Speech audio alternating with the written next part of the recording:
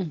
ನಾವು ನಿನ್ನೆ ದಿನ ತರಗತಿಯಲ್ಲಿ ಗುಪ್ತರ ಸುವರ್ಣ ಯುಗವನ್ನು ಕುರಿತು ಅಧ್ಯಯನವನ್ನು ಮಾಡಿದ್ವಿ. ಗುಪ್ತರ ಸುವರ್ಣ ಯುಗವನ್ನು ನಾವು ಎರಡು ಕ್ಲಾಸ್ಗಳಲ್ಲಿ ಕಂಪ್ಲೀಟ್ ಮಾಡಿದ್ದೀವಿ. ಅಂದ್ರೆ ಗುಪ್ತರ ಕಾಲದ ಧರ್ಮ, ಗುಪ್ತರ ಕಾಲದ ಸಾಹಿತ್ಯ, ಶಿಲ್ಪಕಲೆ, ಚಿತ್ರಕಲೆ, ಸಂಗೀತ, ಅವರ ನಾಣ್ಯ ವ್ಯವಸ್ಥೆ ಎಲ್ಲವನ್ನು, ಮತ್ತು ವಿಜ್ಞಾನ, ಲೋಹಶಾಸ್ತ್ರ, ಖಗೋಳ, ತತ್ವಶಾಸ್ತ್ರ, ಈ ರೀತಿಯಾಗಿ ಗುಪ್ತರ ಕಾಲದಲ್ಲಿ ಮೇಳೈಸಿದಂತ ಅಥವಾ ಉನ್ನತ ಶಿಖರಕ್ಕೇರಿದಂತ ಎಲ್ಲಾ ರೀತಿಯ ಅಥವಾ ಎಲ್ಲಾ ರಂಗದ ಸರ್ವತೋಮುಖ ಅಭಿವೃದ್ಧಿಯನ್ನ ಅವರ ಒಂದು ಸುವರ್ಣ ಯುಗ ಅಂತೇಳಿ ಕರೆದಿದ್ರು. ಆ ಸುವರ್ಣ ಯುಗವನ್ನು ಕುರಿತು ನಾವು ನಿನ್ನೆ ಮತ್ತು ಮೊನ್ನೆ ತರಗತಿಯಲ್ಲಿ ಚರ್ಚೆಯನ್ನು ಮಾಡಿ ಮತ್ತು ಅದರ ಬಗ್ಗೆ ಇರ್ತಕ್ಕಂತ ಡೌಟ್ಸ್ ಗಳನ್ನು ಕೂಡ ನಿನ್ನೆ ಚರ್ಚೆಯನ್ನು ಮಾಡಿದ್ದೀವಿ ಅಂತ. ಇವತ್ತು ಗುಪ್ತರ ಕಾಲದ ವಿಶೇಷವಾಗಿ ಅವರ ರಾಜಕೀಯ ಸ್ಥಿತಿಗತಿ, ಸಾಮಾಜಿಕ ಸ್ಥಿತಿಗತಿ ಮತ್ತು ಆರ್ಥಿಕ ಸ್ಥಿತಿಗತಿ ಅಂತೇಳಿ. ಗುಪ್ತರು ವಿಶಾಲವಾದಂತ ಸಾಮ್ರಾಜ್ಯವನ್ನು ಕಟ್ಟಿದ್ರು ಮತ್ತು ವಿಶಾಲವಾದಂತ ಆಡಳಿತವನ್ನು ಕೂಡ ಅಳವಡಿಸಿಕೊಂಡಿದ್ರು. ಅವರ ಒಂದು ಏನು ಆಡಳಿತ ರಾಜಪ್ರಭುತ್ವವಾಗಿತ್ತು. ಅವರ ರಾಜಕೀಯ ವ್ಯವಸ್ಥೆಯನ್ನು ನೋಡೋದಾದ್ರೆ ಅವರ ಒಂದು ರಾಜನೀತಿ ರಾಜಪ್ರಭುತ್ವದಿಂದ ಕೂಡಿತ್ತು ಅಂತ ಹೇಳ್ಬೋದು. ಜೊತೆಗೆ ಇಲ್ಲೇನು ಹಿಂದೆ ಆಳಿದಂತ ಮೌರ್ಯರು ಮತ್ತು ಕುಶಾನರು ಏನಿದ್ರಲ್ಲ, ಆ ಮೌರ್ಯ ಮತ್ತು ಕುಶಾನರ ಆಡಳಿತದ ಕೆಲವು ಲಕ್ಷಣಗಳನ್ನು ಕೂಡ ಇವರು ಅಳವಡಿಸಿಕೊಂಡಿದ್ರು. ಅವೆರಡೂ ರಾಜಮನೆತನಗಳ ರಾಜನೀತಿಯನ್ನ ಇವರು ಅಳವಡಿಸಿಕೊಂಡಿದ್ರು ಅಂತ ಹೇಳ್ಬೋದು. ಮೌರ್ಯರ ಕೇಂದ್ರೀಕರಣ ಹಾಗೂ ಕುಶಾನರ ವಿಕೇಂದ್ರೀಕರಣ ಆಡಳಿತ ಏನಿತ್ತಲ್ಲ, ಅದೇ ಮಾದರಿಯೊಳಗ ಇವು ಎರಡೂ ಲಕ್ಷಣಗಳನ್ನ ಅಳವಡಿಸಿಕೊಂಡು ರಾಜಕೀಯವನ್ನು ಮಾಡ್ತಾ ಇದ್ರು ಅಂತ ಹೇಳ್ಬೋದು. ಮತ್ತೆ ಇಲ್ಲಿ ಸರ್ವೇ ಸಾಮಾನ್ಯವಾಗಿ ವಂಶ ಪಾರಂಪರ್ಯವಾಗಿತ್ತು ಏನು ರಾಜಪ್ರಭುತ್ವ ಅನ್ನೋದು. ಸರ್ಕಾರ ಕೂಡ ವಂಶ ಪಾರಂಪರ್ಯ ಆಗಿತ್ತು.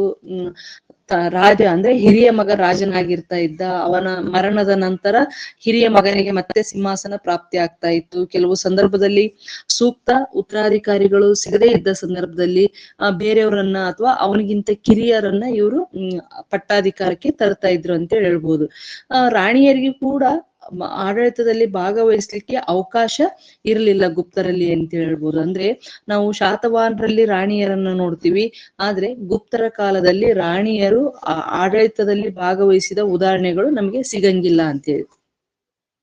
ಹಾಗಾಗಿ ಇಲ್ಲಿ ತಂದೆಯ ನಂತರ ಹಿರಿಯ ಮಗ ಇರದೇ ಇದ್ದ ಸಂದರ್ಭದಲ್ಲಿ ಅಥವಾ ಅದಕ್ಷನಾಗಿದ್ದ ಸಂದರ್ಭದಲ್ಲಿ ಅವನಿಗಿಂತ ಕಿರಿಯವನಿಗೆ ಪಟ್ಟ ಸಿಗ್ತಾ ಇತ್ತು ಅಂತ ಹೇಳ್ಬೋದು. ಮತ್ತೆ ಇಲ್ಲಿ ಎಲ್ಲಾ ಅರಸರನ್ನ ಪರಮ ಭಾಗವತ, ಇಂದ್ರ, ವರುಣ, ಕುಬೇರ, ಪರಮದೇವತ, ಪರಮೇಶ್ವರ, ಮಹಾರಾಜಾದಿರಾಜ, ಚಕ್ರವರ್ತಿ, ಪರಮ ಭಟ್ಟಾರಕ, ಸಾಮ್ರಾಟ, ಪೃಥ್ವಿವಲ್ಲಭ, ಚಕ್ರವರ್ತಿ, ಈ ಎಲ್ಲಾ ಬಿರುದುಗಳಿಂದ ಆಡಳಿತಗಾರನ ಅಥವಾ ರಾಜರನ್ನ ಕರಿತಾ ಇದ್ರು ಅಂತೇಳಿ. ಮತ್ತೆ ರಾಜನನ್ನ ದೈವಾಂಶ ಸಂಭೂತನೆಂದು, ದೇವರಿಗೆ ಸಮನಾದವನೆಂದು ಇವರ ಒಂದು ಶಾಸನಗಳು ಕೂಡ ಹೇಳ್ತವೆ. ಮತ್ತು ಅಂದಿನ ಕಾಲದ ಆಡಳಿತ ಇವರನ್ನ ದೈವಾಂಶ ಸಂಭೂತಕ್ಕೆ ಹೋಲಿಸಲಾಗಿತ್ತು ಅಂತ ಹೇಳ್ಬೋದು. ಮತ್ತೆ ಇಲ್ಲಿ ರಾಜ ಸರ್ವೋಚ್ಚಾಧಿಕಾರಿ, ಎಲ್ಲಾ ಕೇಂದ್ರ ಆಡಳಿತದ ಅಧಿಕಾರ ಅವನ ಕೈಯಲ್ಲೇ ಇತ್ತು. ಕೇಂದ್ರ ಆಡಳಿತ ಇವರ ಒಂದು ಸರ್ಕಾರದ ವ್ಯವಸ್ಥೆ ಆಗಿತ್ತು ಅಂತ ಹೇಳ್ಬೋದು. ಏನಂದ್ರೆ ಈ ಕೇಂದ್ರ ಆಡಳಿತ ಅಂದ್ರಲ್ಲಿ ಶಾಸಕಾಂಗ, ಕಾರ್ಯಾಂಗ, ನ್ಯಾಯಿಕ ಕಾರ್ಯಗಳು ಅವನಿಗೆ ಸೇರಿರ್ತವೆ. ಮಂತ್ರಿಗಳನ್ನ ನೇಮಕ ಮಾಡೋದು, ಯುವರಾಜರನ್ನ ನೇಮಕ ಮಾಡೋದು, ಸಾಮಂತರನ್ನ ನೇಮಕ ಮಾಡ್ತಕ್ಕಂಥದ್ದು, ಆಮೇಲೆ ಅಧಿಕಾರಿಗಳನ್ನ, ಮಿಲಿಟರಿ ಅಧಿಕಾರಿಗಳನ್ನ ನೇಮಕ ಮಾಡ್ತಕ್ಕಂಥದ್ದು ಕೂಡ ಇವರ ಒಂದು ಏನು ಕರ್ತವ್ಯ ಆಗಿತ್ತು ಅಂತ ಹೇಳ್ಬೋದು. ಇಷ್ಟಾದ್ರೂ ಕೂಡ ಅವರು ಸರ್ವಾಧಿಕಾರಿಗಳಾಗಿರ್ಲಿಲ್ಲ. ಬಟ್ ಈ ಎಲ್ಲಾ ನೇಮಕದ ವಿಷಯದಲ್ಲಿ ರಾಜನ ಒಂದು ಗಮನಕ್ಕೆ ಇರ್ತಾ ಇತ್ತು ಅಂತೇಳಿ. ಅದ್ರ ಜೊತೆಗೆ ರಾಜನ ಕರ್ತವ್ಯಗಳು ಏನಾಗಿದ್ವಪ್ಪ ಅಂದ್ರ ರಾಜನ ಕರ್ತವ್ಯಗಳು ಬಂದ್ಬಿಟ್ಟು ಪ್ರಜೆಗಳ ಕಲ್ಯಾಣ ಫಸ್ಟ್, ಆಮೇಲೆ ಪ್ರಜೆಗಳ ಕಲ್ಯಾಣ, ಆಮೇಲೆ ಜೀವಗಳ ರಕ್ಷಣೆ, ಆಸ್ತಿ ರಕ್ಷಣೆ, ಬ್ರಾಹ್ಮಣ ರಕ್ಷಣೆ, ಆಮೇಲೆ ಗೋವುಗಳ ರಕ್ಷಣೆ ಮತ್ತು ವರ್ಣಾಶ್ರಮ ಪದ್ಧತಿಯ ಒಂದು ಪಾಲನೆ ಅವರ ಒಂದು ಆದ್ಯ ಕರ್ತವ್ಯ ಅಂತೇಳಿ ತಿಳ್ಕೊಂಡಿದ್ರು ಅವರು. ವರ್ಣಾಶ್ರಮದ ಏನು ಪದ್ಧತಿ ಇತ್ತಲ್ಲ ಅದರ ಒಂದು ಪಾಲನೆ ಆದ್ಯ ಕರ್ತವ್ಯ ಅಂತೇಳಿ ತಿಳ್ಕೊಂಡಿದ್ರು. ಜೊತೆಗೆ ರಾಜನು ಒಟ್ಟಾರೆಯಾಗಿ ಏನು ಸಾಮ್ರಾಜ್ಯದ ಎಲ್ಲಾ ಪ್ರಜೆ ಮತ್ತು ಎಲ್ಲರೂ ಸಾಮ್ರಾಜ್ಯವನ್ನು ಒಳಗೊಂಡಂತೆ ಗಡಿ, ಪ್ರಜೆ, ನೆಲ, ಜಲ ಎಲ್ಲವನ್ನು ರಕ್ಷಣೆ ಮಾಡುವ ಜವಾಬ್ದಾರಿ ಆತನಿಗೆ ಇತ್ತು ಅಂತೇಳಿ ಹೇಳ್ಬೋದು. ಇನ್ನ ಹಿರಿಯ ಮಗನನ್ನ ಪುನಃ ಯುವರಾಜನನ್ನಾಗಿ ನೇಮಿಸ್ತಾ ಇದ್ರು ಮತ್ತು ಪ್ರಾಂತದ ಗವರ್ನರ್ಗಳನ್ನಾಗಿ ನೇಮಿಸ್ತಾ ಇದ್ರು. ಮತ್ತೆ ಆತನ್ನ ಏನಂತ ಕರಿತಾ ಇದ್ರಪ್ಪ ಅಂದ್ರ ಪಡಿಯ ಕುಮಾರ ರಾಮಾತ್ಯ ಅಂತೇಳಿ ಕರಿತಾ ಇದ್ರು. ಹಿರಿಯ ಮಗನನ್ನ ಅಥವಾ ಯುವರಾಜನನ್ನ ಏನಂತ ಕರಿತಾ ಇದ್ರ ಅಂದ್ರ ಪಡಿಯ ಕುಮಾರ ರಾಮಾತ್ಯ ಅಂತೇಳಿ ಕರಿತಾ ಇದ್ರು ಅಂತ ಹೇಳ್ಬೋದು. ಅಂದ್ರೆ ಕೆಲವು ಸಂದರ್ಭದಲ್ಲಿ ಈಗ ರಾಜ ಏನಾದ್ರೂ ಅನಾರೋಗ್ಯದಿಂದ ಮರಣ ಹೊಂದಿದ್ರೆ ಅಥವಾ ಯುದ್ಧದಲ್ಲಿ ಸತ್ರೆ ಇಮಿಡಿಯೇಟ್ಲಿ ಆಗಿ ಯುವರಾಜ ಆ ಪಟ್ಟಕ್ಕೆ ಬರ್ತಾ ಇದ್ದ ಅಂತ ಹೇಳ್ಬೋದು. ಮತ್ತೆ ಈ ಯುವರಾಜ ರಾಜನಿಗೆ ಅಧಿಕಾರದಲ್ಲಿ ಮತ್ತೆ ಆಡಳಿತದಲ್ಲಿ ನೆರವಾಗ್ತಾ ಇದ್ದ ಅಂತ ಹೇಳ್ಬೋದು. ಮತ್ತೆ ಅವನಿಗೆ ಕೂಡ ಒಂದು ಪ್ರತ್ಯೇಕವಾದಂತ ಕಾರ್ಯಾಲಯ ಅಥವಾ ಸಿಬ್ಬಂದಿ ವರ್ಗ ಇತ್ತು ಅಂತೇಳಿ. ಇನ್ನು ಇವರಲ್ಲಿ ಸಾಕಷ್ಟು ಮಂತ್ರಿಗಳು ಕೂಡ ಇದ್ರು. ರಾಜನಿಗೆ ಸಲಹೆಯನ್ನು ಕೊಡ್ಲಿಕ್ಕಾಗಿ ಮಂತ್ರಿ ಪರಿಷತ್ ಇತ್ತು. ಇದನ್ನ ಮಂತ್ರಾಲೋಚನಾ ಸಭೆ ಅಂತೇಳಿ ಕರಿತಾ ಇದ್ರು ಅಂತೇಳಿ ಹೇಳ್ಬೋದು. ಮಂತ್ರಾಲೋಚನಾ ಸಭೆ ಅಂತೇಳಿ. ಮತ್ತೆ ಮಂತ್ರಿಗಳನ್ನ ಸಚಿವರು ಅಂತೇಳಿ ಕರಿತಾ ಇದ್ರು. ಮಂತ್ರಿಗಳ ಸಂಖ್ಯೆ ಮತ್ತು ಕರ್ತವ್ಯಗಳ ಬಗ್ಗೆ ನಿಖರವಾದಂತ ಮಾಹಿತಿ ಇಲ್ಲ. ಆದ್ರೆ ಮಂತ್ರಾಲೋಚನಾ ಸಭೆಯಲ್ಲಿ ಎಲ್ಲರೂ ಚರ್ಚಿಸಿ ತೀರ್ಮಾನಕ್ಕೆ ಬರ್ತಾ ಇದ್ರು ಅಂತೇಳಿ. ಮತ್ತೆ ಕೆಲವೊಂದು ಸಂದರ್ಭದಲ್ಲಿ ಚರ್ಚೆಗಳನ್ನ ಗುಪ್ತವಾಗಿ ಇಡಲಾಗ್ತಾ ಇತ್ತು. ಮತ್ತೆ ಈ ರಾಜನ ಒಂದು ನೇತೃತ್ವದಲ್ಲಿ ಈ ಮಂತ್ರಾಲೋಚನೆ ಸಭೆ ನಡೀತಾ ಇತ್ತು ಅಂತೇಳಿ. ಜೊತೆಗೆ ಇಲ್ಲಿ ಯಾರ್ಯಾರು ಮಂತ್ರಿಗಳಿದ್ರಪ್ಪ ಅಂದ್ರ ಇವರಲ್ಲಿ ಮುಖ್ಯವಾಗಿ ಈ ದಂಡಿ ಪ್ರಕಾರ ಅಂದ್ರೆ ಏನು ದಶಕುಮಾರ ಚರಿತೆಯನ್ನು ಬರೆದಂತ ದಂಡಿ ಏನಿದ್ದಾನಲ್ಲ ಅವನ ಪ್ರಕಾರ ಒಟ್ಟು ಗುಪ್ತರ ಸಚಿವಾಲಯದಲ್ಲಿ 6 ಆಡಳಿತ ವಿಭಾಗಗಳಿದ್ವು ಮತ್ತು 72 ಆಡಳಿತ ಉಪವಿಭಾಗಗಳಿದ್ವು ಅಂತೇಳಿ. ಕಾಳಿದಾಸನ ಪ್ರಕಾರ ಅಂದ್ರೆ ದಂಡಿಯ ಪ್ರಕಾರ 6 ಸಚಿವಾಲಯ, 6 ಆಡಳಿತ ಭಾಗಗಳು ಮತ್ತು 72 ಉಪ ಆಡಳಿತ ಭಾಗಗಳು ಇದ್ವು ಅಂತ ಹೇಳ್ಬೋದು. ಇನ್ನು ಕಾಳಿದಾಸನ ಪ್ರಕಾರ ಪ್ರಧಾನ ಮಂತ್ರಿ, ವಿದೇಶಾಂಗ, ಹಣಕಾಸು ಮತ್ತು ನ್ಯಾಯಾಡಳಿತ ನಿರ್ವಹಿಸುವವರು ಈ 3 ವಿಧದ ಮಂತ್ರಿಗಳಿದ್ರು ಅಂತೇಳಿ ಅವು ಉಲ್ಲೇಖವನ್ನ ಮಾಡ್ತಾನೆ ಅಂತೇಳಿ. ಮತ್ತೆ ಈ ಅಮಾತ್ಯರನ್ನ ವಿಶೇಷವಾಗಿ ಬ್ರಾಹ್ಮಣರನ್ನೇ ಅವರು ನೇಮಕ ಮಾಡ್ತಾ ಇದ್ರು ಅಂತೇಳಿ ಏನು ಕಾತ್ಯಾಯನ ಸ್ಮೃತಿ ಹೇಳುತ್ತೆ ಅಂತೇಳಿ. ಅಂದ್ರೆ ಕಾತ್ಯಾಯನ ಸ್ಮೃತಿಯ ಪ್ರಕಾರ ಬ್ರಾಹ್ಮಣರನ್ನು ಮಾತ್ರ ಅಮಾತ್ಯರನ್ನಾಗಿ ನೇಮಿಸಬೇಕಿತ್ತು ಅಂತೇಳಿ. ಇದ್ರ ಜೊತೆಗೆ ಇವರಲ್ಲಿ ಯಾರ್ಯಾರು ಮಂತ್ರಿಗಳಿದ್ರು ಅಂತ ನೋಡೋದಾದ್ರೆ ಸರ್ವಾಧ್ಯಕ್ಷ ಇದ್ದ. ಸರ್ವಾಧ್ಯಕ್ಷನ ಕೆಲಸ ಏನಪ್ಪಾ ಅಂದ್ರ ಪ್ರಧಾನ ಮಂತ್ರಿ ಅಥವಾ ಮುಖ್ಯ ಅಧಿಕಾರಿಯಾಗಿದ್ದ. ಮಂತ್ರಿ ಅಂದ್ರ ಸಚಿವನಾಗಿರ್ತಾನೆ. ಮಹಾಮಂತ್ರಿ ಅಂದ್ರ ರಹಸ್ಯ ವಿಚಾರಗಳ ಸಲಹೆಗಾರನಾಗಿರ್ತಾನೆ. ಅಮಾತ್ಯ ಅಂದ್ರ ಮಂತ್ರಿ ಪರಿಷತ್ನ ತೀರ್ಮಾನಗಳನ್ನು ರಾಜನಿಗೆ ತಿಳಿಸುವವನಾಗಿರ್ತಾನೆ ಅಂತೇಳಿ. ಇಲ್ಲಿ ಮಹಾಸಂಧಿ ವಿಗ್ರಹ ಏನಂದ್ರೆ ಯುದ್ಧ ಮತ್ತು ವಿದೇಶಾಂಗ ಖಾತೆಯ ಮಂತ್ರಿ ಆಗಿರ್ತಾನೆ. ಮಹಾದಂಡನಾಯಕ ಅಂದ್ರೆ ಮುಖ್ಯ ನ್ಯಾಯಾಧೀಶ ಮತ್ತು ಸೇನಾ ಮುಖ್ಯಸ್ಥನಾಗಿರ್ತಾನೆ. ಮಹಾಬಲಾಧಿಕೃತ ಅಂದ್ರ ಈ ಉಗ್ರಾಣ ಇಲಾಖೆಯ ಮುಖ್ಯಸ್ಥ, ಮಿಲಿಟರಿ ಉಗ್ರಾಣ ಅದ್ರಲ್ಲಿ ವಿಶೇಷವಾಗಿ ಮಹಾಬಲಾಧಿಕೃತ ಅಂತೇಳಿ ಕರಿತಾ ಇರ್ತಾರೆ. ಇನ್ನ ಭಂಡಾಗಾರಿಕ ಅಂದ್ರೆ ಸೈನ್ಯಕ್ಕೆ ಸಾಮಗ್ರಿಯನ್ನು ಪೂರೈಸುವವ ಆಗಿರ್ತಾನೆ ಅಂತೇಳಿ. ದಂಡಪಸಿಕ ಅಂದ್ರ ಪೊಲೀಸ್ ಅಧಿಕಾರಿ ಮತ್ತು ಪೊಲೀಸ್ ಇಲಾಖೆಯ ಮುಖ್ಯಸ್ಥನಾಗಿರ್ತಾನೆ. ಈ ದಂಡ ಪ್ರಸಾದೀಕರಣ ಅಂದ್ರೂ ಕೂಡ ಪೊಲೀಸ್ ಇಲಾಖೆಯ ಮುಖ್ಯಸ್ಥನಾಗಿರ್ತಾನೆ. ಇದು ಭಂಡಗಾರಾಧಿಕೃತ ಅಂದ್ರ ಶಿಕ್ಷಣ ಇಲಾಖೆಯ ಮುಖ್ಯಸ್ಥನಾಗಿರ್ತಾನೆ. ವಿನಯ ಸ್ಥಿತಿ ಸ್ಥಾಪಕ ಅಂದ್ರ ಧಾರ್ಮಿಕ ಇಲಾಖೆಯ ಮುಖ್ಯಸ್ಥನಾಗಿರ್ತಾನೆ ಅಂತೇಳಿ. ಮಹಾಪ್ರತಿಹಾರ ಅಂದ್ರ ರಾಜನ ಅರಮನೆಯ ಮೇಲ್ವಿಚಾರಕ ಆಗಿರ್ತಾನೆ. ಆಮೇಲೆ ಮಹಾಸೇನಾಪತಿ ಏನಂದ್ರ ಸೈನ್ಯದ ದಂಡನಾಯಕ ಆಗಿರ್ತಾನೆ ಅಂತೇಳಿ. ಇಲ್ಲಿ ದೂತಕ ಅಂದ್ರೆ ಸುದ್ದಿವಾಹಕ ಆಗಿರ್ತಾನೆ. ಮತ್ತು ಕುಮಾರ ರಾಮಾತ್ಯ ಅಂದ್ರೆ ಯುವರಾಜ ಆಗಿರ್ತಾನೆ ಅಂತೇಳಿ. ಇಲ್ಲಿ ಕಂದಾಯ ವಸೂಲಿಗಾರನನ್ನ ದುವಾಧಿಕರಣ ಅಂತೇಳಿ ಕರಿತಾ ಇದ್ರು ಅಂತ. ದುವಾಧಿಕರಣ ಅಂತೇಳಿ ಕಂದಾಯ ವಸೂಲಿ ಮಾಡುವವನನ್ನ ಕರಿತಾ ಇದ್ರು ಅಂತ. ಈ ಮೇಲಿನ ಮಂತ್ರಿಗಳಲ್ಲದೆ ಆಡಳಿತವನ್ನು ನಿರ್ವಹಿಸ್ಲಿಕ್ಕೆ ಇನ್ನೂ ಹಲವಾರು ಅಧಿಕಾರಿಗಳು ಅವರಲ್ಲಿ ಇರ್ತಾರೆ. ರಾಜಪುರುಷ ಇರ್ತಾನೆ, ರಾಜಪುತ್ರ ಇರ್ತಾನೆ, ರಾಜ್ಯ ಮಾತೆ ಇರ್ತಾನೆ, ಕಂಚುಕಿ ಇರ್ತಾನೆ, ಪುರೋಹಿತ ಇರ್ತಾನೆ, ಮಹಾಪ್ರತಿಹಾರ ಇರ್ತಾನೆ, ಮಹಾ ಸಾಮಂತ ಇರ್ತಾನೆ, ಆಮೇಲೆ ರಣಭಂಡಗಾರ ಇರ್ತಾನೆ, ಗೌಳ್ಮಿಕ ಇರ್ತಾನೆ. ಈ ರೀತಿಯಾಗಿ ಬೇರೆ ಬೇರೆ ಹೆಸರಿನ ಅಧಿಕಾರಿಗಳು ಅವರ ಒಂದು ಆಡಳಿತದಲ್ಲಿ ಇದ್ರು. ಅಂದ್ರೆ 72 ಉಪ ಆಡಳಿತ ಭಾಗಗಳಿದ್ವಲ್ಲ, ಎಲ್ಲರಿಗೂ ಕೂಡ ಒಬ್ಬೊಬ್ಬ ಮಂತ್ರಿಗಳನ್ನ ಅವರು ನೇಮಕ ಮಾಡಿರ್ತಾರೆ ಅಂತೇಳಿ ಹೇಳ್ಬೋದು. ಜೊತೆಗೆ ಪುಷ್ಪಪಾಲ, ಗೋಪ, ಅಗ್ರಹಾರಿಕ, ಶಾಲಿಕಕ, ಕರಣಿಕ ಎಂಬ ಸಣ್ಣ ಪುಟ್ಟ ಅಧಿಕಾರಿಗಳು ಕೂಡ ಅವರಲ್ಲಿ ಇದ್ರು ಅಂತೇಳಿ. ಮತ್ತೆ ಗುಪ್ತರು ಎಲ್ಲಾ ಅಧಿಕಾರಿಗಳಿಗೆ ನಗದು ರೂಪದಲ್ಲಿ ವೇತನವನ್ನ ನೀಡ್ತಾ ಇದ್ರು ಅಂತೇಳಿ, ನಗದು ರೂಪದಲ್ಲಿ. ಜೊತೆಗೆ ನ್ಯಾಯ ಆಡಳಿತ ಹೇಗಿತ್ತಪ್ಪ ಅಂತಂದ್ರ ರಾಜನೇ ಸರ್ವೋಚ್ಚ ನ್ಯಾಯಾಲಯದ ಮುಖ್ಯಸ್ಥನಾಗಿರ್ತಾನೆ, ಆತನ ತೀರ್ಪೇ ಅಂತಿಮ ಅಂತೇಳಿ ಹೇಳ್ಬೋದು. ಮತ್ತೆ ಕೆಲವು ಸಂದರ್ಭದಲ್ಲಿ ಅವನೇ ಮುಂದೆ ನಿಂತು ಪ್ರಕರಣಗಳನ್ನ ತೀರ್ಮಾನ ಮಾಡ್ತಾ ಇರ್ತಾನೆ, ಅವನಿಗೆ ಮಹಾದಂಡನಾಯಕ ಏನ್ ಮಾಡ್ತಾ ಇರ್ತಾನೆ, ನೆರವಾಗ್ತಾ ಇರ್ತಾನೆ ಅಂತೇಳಿ. ಜೊತೆಗೆ ಧರ್ಮಶಾಸ್ತ್ರಗಳ ಆಧಾರದ ಮೇಲೆ ನ್ಯಾಯದಾನವನ್ನು ಮಾಡ್ತಾ ಇದ್ರು. ಮತ್ತೆ ಅವಾಗೂ ಕೂಡ ಕ್ರಿಮಿನಲ್ ಮತ್ತು ಸಿವಿಲ್ ಎಂಬ ಬೇರೆ ಎರಡು ನ್ಯಾಯಾಲಯಗಳು ಇರ್ತವೆ, ಅವೆರಡನ್ನು ಸ್ಪಷ್ಟವಾಗಿ ಬೇರ್ಪಡಿಸಿದ್ರು ಅಂತ ಹೇಳ್ಬೋದು. ನಾರದ ಸ್ಮೃತಿಯ ಪ್ರಕಾರ ಆಗ, ಗುಕ, ಶ್ರೇಣಿ, ಗಜ, ರಾಜಕೀಯ ಎಂಬ 4 ವಿಧದ ಕೋರ್ಟುಗಳಿದ್ವು ಅಂತೇಳಿ. ಅಂದ್ರೆ ಗುಪ್ತರ ನ್ಯಾಯಾಂಗ ವ್ಯವಸ್ಥೆಯಲ್ಲಿ 4 ವಿಧದ ಕೋರ್ಟುಗಳು ಇದ್ವು ಅಂತೇಳಿ ಯಾರು ಹೇಳ್ತಾರಪ್ಪ ಅಂತಂದ್ರ ನಾರದ ಸ್ಮೃತಿ ಉಲ್ಲೇಖವನ್ನು ಮಾಡುತ್ತೆ ಅಂತೇಳಿ. ಆ 4 ವಿಧದ ಕೋರ್ಟುಗಳು ಯಾವಪ್ಪ ಅಂತಂದ್ರ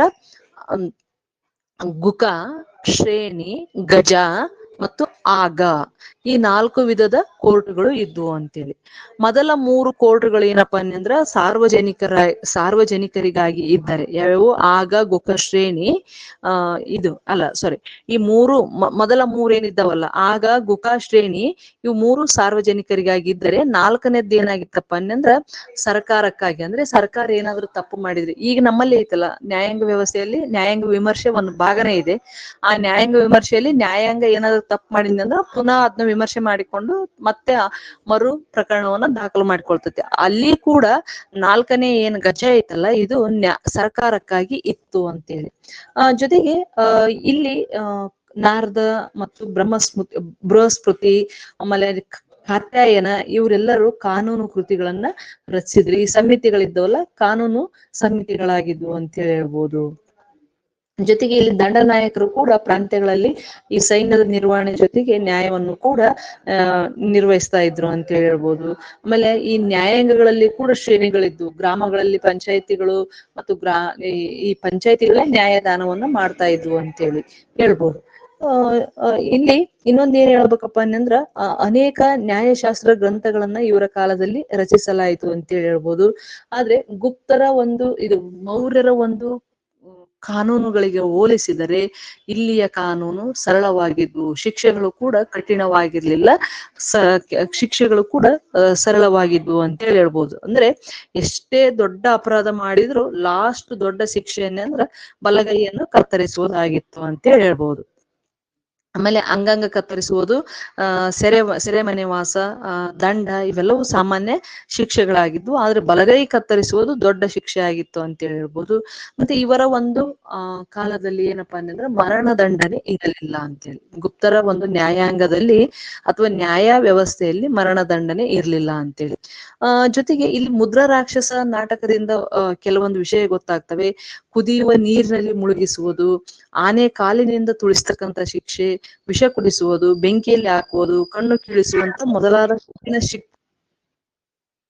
ಹಲೋ, ಮ್ಯೂಟ್ ಮಾಡಿಕೊಡ್ರಿ, ಅರ್ಧ ಮ್ಯೂಟ್ ಇಲ್ಲ. Rohini madam Nimde may be.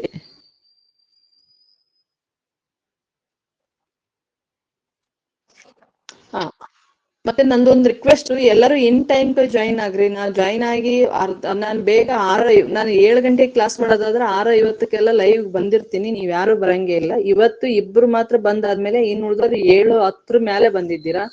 ಮತ್ತೆ ಒಂದ್ಸರಿ ಜಾಯಿನ್ ಆದ್ಮೇಲೆ ಮತ್ತೆ ಎಕ್ಸಿಟ್ ಆಗೋದು, ಲೆಫ್ಟ್ ಆಗೋದು ಹಾಗೆಲ್ಲ ಮಾಡಕ್ ಹೋಗ್ಬೇಡ್ರಿ ಪ್ಲೀಸ್. ನನಗಿಲ್ಲಿ ಡಿಸ್ಟರ್ಬೆನ್ಸ್ ಆಗ್ತಾ ಇರುತ್ತೆ ಅದು ಅಂತಂದು. ಇಲ್ಲಿ ಗುಪ್ತರಲ್ಲಿ ಏನಪ್ಪಾ ಅಂತಂದ್ರ ಮರಣದಂಡನೆ ಇರ್ಲಿಲ್ಲ ಅಂತೇಳಿ, ಮತ್ತೆ ಕಠಿಣ ಶಿಕ್ಷೆಗಳು ಇರ್ಲಿಲ್ಲ ಅಂತೇಳಿ. ಆದ್ರೆ ಮುದ್ರಾ ರಾಕ್ಷಸ ಏನಪ್ಪಾ ಅಂತಂದ್ರ ಅದು ಕೆಲವು ಕಠಿಣ ಶಿಕ್ಷೆಗಳನ್ನ ಉಲ್ಲೇಖ ಮಾಡಿದೆ ಅಂತೇಳಿ. ಏನೇನಂದ್ರ ಕುದಿಯುವ ನೀರಿನಲ್ಲಿ ಮುಳುಗಿಸ್ತಕ್ಕಂಥದ್ದು, ಇದು ತುಂಬಾ ಕಠಿಣ ಆಗಿತ್ತು. ಆಮೇಲೆ ಆನೆ ಕಾಲಿನಿಂದ ತುಳಿಸ್ತಕ್ಕಂಥದ್ದು, ವಿಷ ಕುಡಿಸ್ತಕ್ಕಂಥದ್ದು, ಬೆಂಕಿಯಲ್ಲಿ ಹಾಕ್ತಕ್ಕಂಥದ್ದು, ಕಣ್ಣು ಕೀಳಿಸ್ತಕ್ಕಂಥ ಮೊದಲಾದ ಕಠಿಣ ಶಿಕ್ಷೆಗಳು ಜಾರಿಯಲ್ಲಿದ್ವು ಅಂತೇಳಿ ಮುದ್ರಾ ರಾಕ್ಷಸ ಉಲ್ಲೇಖ ಮಾಡುತ್ತೆ ಅಂತೇಳಿ. ಆದ್ರೆ ಸರ್ವೇ ಸಾಮಾನ್ಯವಾಗಿ ಶಿಕ್ಷೆಗಳು ಮೌರ್ಯರ ಕಾಲದಷ್ಟು ಕಠಿಣ ಆಗಿರ್ಲಿಲ್ಲ ಅಂತೇಳಿ ಕೂಡ ಇಲ್ಲಿ ಉಲ್ಲೇಖವನ್ನು ಮಾಡ್ತಾರೆ ಕೆಲವೊಬ್ರು ಅಂತೇಳಿ. ಇಷ್ಟು ಇವ್ರದ್ದು ಒಂದು ನ್ಯಾಯಾಡಳಿತ ಆಗಿತ್ತು ಅಂತೇಳಿ ಹೇಳ್ಬೋದು. ಇನ್ನ ಜೊತೆಗೆ ಸೇನಾಡಳಿತ ಕೂಡ ಇತ್ತು ಇಲ್ಲಿ. ಅಂದ್ರೆ ಬಲಿಷ್ಠವಾದಂತ ಸಾಮ್ರಾಜ್ಯವನ್ನ ನಿರ್ವಹಿಸ್ಲಿಕ್ಕೆ ಬಲಿಷ್ಠವಾದಂತ ಸೈನ್ಯವನ್ನು ಕೂಡ ಅವರು ಕಟ್ಟಿದ್ರು ಅಂತೇಳಿ. ಅವರ ಬಳಿ ಪದಾತಿ ಇತ್ತು, ಅಶ್ವಪಡೆ ಇತ್ತು ಮತ್ತು ಗಜಪಡೆ ಎಂಬ 3 ವಿಧದ ಸೈನ್ಯಗಳಿದ್ವು ಅಂತೇಳಿ. ಜೊತೆಗೆ ಇವರ ಒಂದು ಯುದ್ಧಗಳಲ್ಲಿ ರಥಗಳ ಬಳಕೆ ಇತ್ತು, ಆದ್ರೆ ದೊಡ್ಡ ಪ್ರಮಾಣದಲ್ಲಿ ಇರ್ಲಿಲ್ಲ ಅಂತೇಳಿ. ಮತ್ತೆ ಕೆಲವು ಸಂದರ್ಭದಲ್ಲಿ ಒಂಟೆಗಳನ್ನು ಕೂಡ ಬಳಸಲಾಗ್ತಾ ಇತ್ತು. ಮರುಭೂಮಿಯ ಒಂದು ಮರಳುಗಾಡಿನ ಪ್ರದೇಶದಲ್ಲಿ ಯುದ್ಧ ಆದ ಸಂದರ್ಭದಲ್ಲಿ ಏನು ಒಂಟಿ ಪಡೆಯನ್ನು ಕೂಡ ಬಳಸಲಾಗ್ತಾ ಇತ್ತು ಅಂತೇಳಿ. ಈ ಮಹಾ ಸೇನಾಪತಿ ಇದ್ದಾನಲ್ಲ, ಇದು ಎಲ್ಲಾ ಸೈನ್ಯದ ಮೇಲ್ವಿಚಾರಣೆ ಮಾಡ್ತಾ ಇದ್ದ ಅಂತೇಳಿ. ಮತ್ ಆ ಮಹಾ ಸೇನಾಪತಿ ಕೈ ಕೆಳಗೆ ಮಹಾ ದಂಡನಾಯಕ ಇರ್ತಾನೆ, ರಣ ಭಂಡಾರಿಕ, ಭಟಶ್ವಪತಿ ಎಂಬ ಅಧಿಕಾರಿಗಳು ಇದ್ರು ಅಂತೇಳಿ. ಜೊತೆಗೆ ಇಲ್ಲಿ ಸಾಮಂತರು ಕೂಡ ಏನಪ್ಪಾ ಅಂದ್ರೆ ಯುದ್ಧದ ಸಂದರ್ಭದಲ್ಲಿ ಸೈನ್ಯವನ್ನು ಒದಗಿಸ್ತಾ ಇದ್ರು ಅಂತೇಳಿ ಹೇಳ್ಬೋದು. ಆಮೇಲೆ ಈ ಸೈನ್ಯದ ನಿರ್ವಹಣೆಯಲ್ಲಿ ಅಶ್ವಪತಿ, ಮಹಾ ಅಶ್ವಪತಿ, ಆಮೇಲೆ ಬಲಾಧಿಕೃತ, ಮಹಾಬಲಾಧಿಕೃತ, ಸೇನಾಪತಿ, ಮಹಾಸೇನಾಪತಿ, ಬಟ ಅಶ್ವಪತಿ. ಬಟ ಅಶ್ವಪತಿ ಅಂದ್ರೆ ಅಶ್ವಪಡೆ ಮುಖ್ಯಸ್ಥ. ಮಹಾ ಪೀಲುಪತಿ ಅಥವಾ ಕಟುಕ ಅಂದ್ರೆ ಗಜಪಡೆ ಮುಖ್ಯಸ್ಥನಾಗಿರ್ತಾನೆ ಮಹಾ ಪೀಲುಪತಿ. ಆಮೇಲೆ ಪೀಲುಪತಿ ಅಂದ್ರೆ ದಂಡನಾಯಕನಾಗಿರ್ತಾನೆ. ಮತ್ತೆ ದೂತಕ ಎಂಬ ಅಧಿಕಾರಿಗಳು ಕೂಡ ಸೈನ್ಯದಲ್ಲಿ ಇದ್ರು ಅಂತೇಳಿ ಹೇಳ್ಬೋದು. ಈ ಎಲ್ಲಾ ಸೈನಿಕರಿಗೆ ಮತ್ತು ಸೈನಿಕ ಅಧಿಕಾರಿಗಳಿಗೆ ಹಣದ ರೂಪದಲ್ಲಿ ವೇತನವನ್ನ ಕೊಡಲಾಗ್ತಾ ಇತ್ತು ಅಂತೇಳಿ ಹೇಳ್ಬೋದು, ಹಣದ ರೂಪದಲ್ಲಿ. ಜೊತೆಗೆ ಬ್ರಾಹ್ಮಣರು ಕೂಡ ಕೆಲವು ಸಂದರ್ಭದಲ್ಲಿ ಮಹಾ ಪ್ರಸಿದ್ಧ ಸೇನಾನಿಗಳಾಗಿರ್ತಾರೆ ಅಂತೇಳಿ ಹೇಳ್ಬೋದು. ಮತ್ತೆ ಇವರ ಒಂದು ಸೈನ್ಯದಲ್ಲಿ ಬಿಲ್ಲು, ಬಾಣ, ಕತ್ತಿ, ಕೈಕೊಡಲಿ, ಬರ್ಚಿ, ಬಲ್ಲೆ, ಶಿರಸ್ತ್ರಾಣ, ಕಬ್ಬಿಣದ ಕವಚ ಮೊದಲಾದ ಆಯುಧಗಳನ್ನ ಬಳಸಲಾಗುತ್ತಿತ್ತು ಅಂತೇಳಿ ಹೇಳ್ಬೋದು. ಮತ್ತೆ ಇವರ ಒಂದು ಸೈನ್ಯದಲ್ಲಿ ಅತ್ಯಂತ ಮುಖ್ಯವಾದ ಪಡೆ ಯಾವ್ದಪ್ಪ ಅಂದ್ರ ಅಶ್ವಪಡೆ ಆಗಿತ್ತು ಅಂತೇಳಿ ಹೇಳ್ಬೋದು. ಈ ಅಶ್ವಪಡೆಯ ಮುಖ್ಯಸ್ಥನನ್ನ ಬಟ ಅಶ್ವಪತಿ ಅಂತೇಳಿ ಕರಿತಾ ಇದ್ರು ಅಂತೇಳಿ. ಇನ್ನ ಗುಪ್ತರ ಒಂದು ಆದಾಯವನ್ನು ನೋಡೋದಾದ್ರೆ, ರಾಜ್ಯದ ಆದಾಯವನ್ನು ನೋಡೋದಾದ್ರೆ ಇಲ್ಲಿ ಏನು ಕೃಷಿ ಅವ್ರದ್ದು ಒಂದು ಮುಖ್ಯವಾದಂತ ಆದಾಯದ ಮೂಲ ಆಗಿತ್ತು ಅಂತೇಳಿ ಹೇಳ್ಬೋದು. ಮತ್ತೆ ಸಾಮ್ರಾಜ್ಯಕ್ಕೆ ಆ ಕಂದಾಯವೇ ಅವರಿಗೆ ಒಂದು ಮೂಲವಾದಂತ ಏನು ಭಂಡಾರ ಅಂತಾನೆ ಹೇಳ್ಬೋದು. ಬಟ್ ಅವರು 1/6 ಅಂದ್ರೆ 6ರಲ್ಲಿ 1 ಭಾಗವನ್ನ ತೆರಿಗೆಯನ್ನಾಗಿ ಅಥವಾ ಕಂದಾಯವನ್ನಾಗಿ ಅವರು ಏನು ಆಗ್ತಾ ಇದ್ರು ಜನರ ಮೇಲೆ ಅಥವಾ ಪ್ರಜೆಗಳ ಮೇಲೆ ಅಂತೇಳಿ. ಮತ್ತೆ ಅದನ್ನ ಏನಂತ ಕರಿತಾ ಇದ್ರು ಅಂದ್ರೆ ಭಾಗಾಕಾರ ಮತ್ತು ಉದ್ರಂಗ ಅಂತೇಳಿ ಕರಿತಾ ಇದ್ರು. ಭಾಗಾಕಾರ ಮತ್ತು ಉದ್ರಂಗ ಅಂತೇಳಿ ಕರಿತಾ ಇದ್ರು. ಕಂದಾಯವನ್ನ ನಗದು ಅಥವಾ ಧಾನ್ಯ ರೂಪದಲ್ಲಿ ಕೊಡ್ಬೋದಾಗಿತ್ತು ಅಂತೇಳಿ. ಮತ್ತೆ ಕಂದಾಯ ಹೇಗಿತ್ತಪ್ಪ ಅಂದ್ರ ಭೂಮಿಯ ಫಲವತ್ತತೆಗೆ ಅನುಗುಣವಾಗಿ ಇತ್ತು ಅಂತಂದೇಳಿ. ಅಂದ್ರೆ ಉತ್ಕೃಷ್ಟವಾದಂತ ಭೂಮಿಗೆ ಹೆಚ್ಚಿನ ಕಂದಾಯ, ಬಂಜರು ಭೂಮಿಗೆ ಕಡಿಮೆ ಕಂದಾಯವನ್ನ ಅವರು ಆಗ್ತಾ ಇದ್ರು ಅಂತೇಳಿ. ಈ ಭೂ ಕಂದಾಯ ಅಷ್ಟೇ ಅಲ್ಲದೆ ಅರಣ್ಯ, ಗೋಮಾಳ, ಆಮೇಲೆ ದಂಡ, ನೇಗಿಲು ತೆರಿಗೆ, ಉಪ್ಪು, ಗಣಿ, ಹುಲ್ಲುಗಾವಲು ತೆರಿಗೆ, ಆಮೇಲೆ ನಗರ ಪ್ರವೇಶ ಮತ್ತು ಮಾರಾಟ ತೆರಿಗೆ, ಬಂದರುಗಳ ತೆರಿಗೆ, ಹಾಯ್ಗಡ ಅಂದ್ರ ಎಲ್ಲಿ ನೀರು ಹರಿತಾ ಇರ್ತೈತಿ ನೋಡ್ರಿ, ಅಂದ್ರೆ ನದಿ ಹರಿಯುವ ಸಂದರ್ಭದಲ್ಲಿ ಎಲ್ಲಾ ಕಡೆಗೆ ದಾಟ್ಕೊಂಡ್ ಬರಕ್ ಆಗಂಗಿಲ್ಲ. ಕೆಲವು ಕಡೆ ಮಾತ್ರ ನದಿಯಲ್ಲಿ ದಾಟಿ ಬರ್ಬೋದಾದ ದಾರಿಗಳಿರ್ತವೆ, ಅವುಗಳನ್ನ ಆಯ್ಗಡ ಅಂತೇಳಿ ಕರೀತಾರೆ. ಆಯ್ಗಡ, ಆಮೇಲೆ ವರ್ತಕರು, ಕಸಬುದಾರರ ಮೇಲೆ ತೆರಿಗೆಯನ್ನ ಹಾಕ್ತಾ ಇದ್ರು ಅಂತೇಳಿ ಹೇಳ್ಬೋದು. ಈ ತೆರಿಗೆಯನ್ನ ಭಾಗಕಾರ, ಉದ್ರಂಗ, ಭೋಗ, ಬಲಿ ಮತ್ತು ಉಪರಿಕರ, ಹಿರಣ್ಯ ಅಂತೇಳಿ ಕರಿತಾ ಇದ್ರು. ಜೊತೆಗೆ ಶುಲ್ಕ ಅಂತ ಕರಿತಾ ಇದ್ರು, ಕರ ಅಂತ ಕರಿತಾ ಇದ್ರು.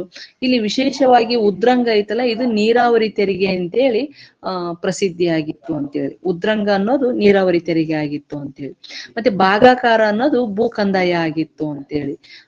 ಜೊತೆಗೆ ಭೋಜಕರ ಅನ್ನಂದ್ರ ಅಕ್ಟ್ರೈ ತೆರಿಗೆ ಆಗಿತ್ತು ಅಂತೇಳಿ. ಒಟ್ಟು 18 ವಿಧದ ತೆರಿಗೆಗಳನ್ನ ಅವರು ಹಾಕ್ತಾ ಇದ್ರು ಅಂತೇಳಿ. ಅಂದ್ರೆ ಗುಪ್ತರ ಕಾಲದಲ್ಲಿ ವಿಶೇಷವಾಗಿ 18 ವಿಧದ ತೆರಿಗೆಗಳು ಇದ್ವು ಅಂತೇಳಿ ಹೇಳ್ಬೋದು. ಅದ್ರ ಜೊತೆಗೆ ಸಾಮಂತರಿಂದ ಕಪ್ಪು ಕಾಣಿಕೆಗಳು ಬರ್ತಾ ಇದ್ವು. ಆಮೇಲೆ ಯುದ್ಧದ ಸಂದರ್ಭದಲ್ಲಿ ಮಾಡಿದಂತ ಲೂಟಿ ಇವೆಲ್ಲವೂ ಕೂಡ ಸಾಮ್ರಾಜ್ಯಕ್ಕೆ ಮತ್ತು ಸಾಮ್ರಾಜ್ಯದ ಖಜಾನೆಗೆ ಹರಿದು ಬರ್ತಾ ಇತ್ತು ಅಂತೇಳಿ ಹೇಳ್ಬೋದು.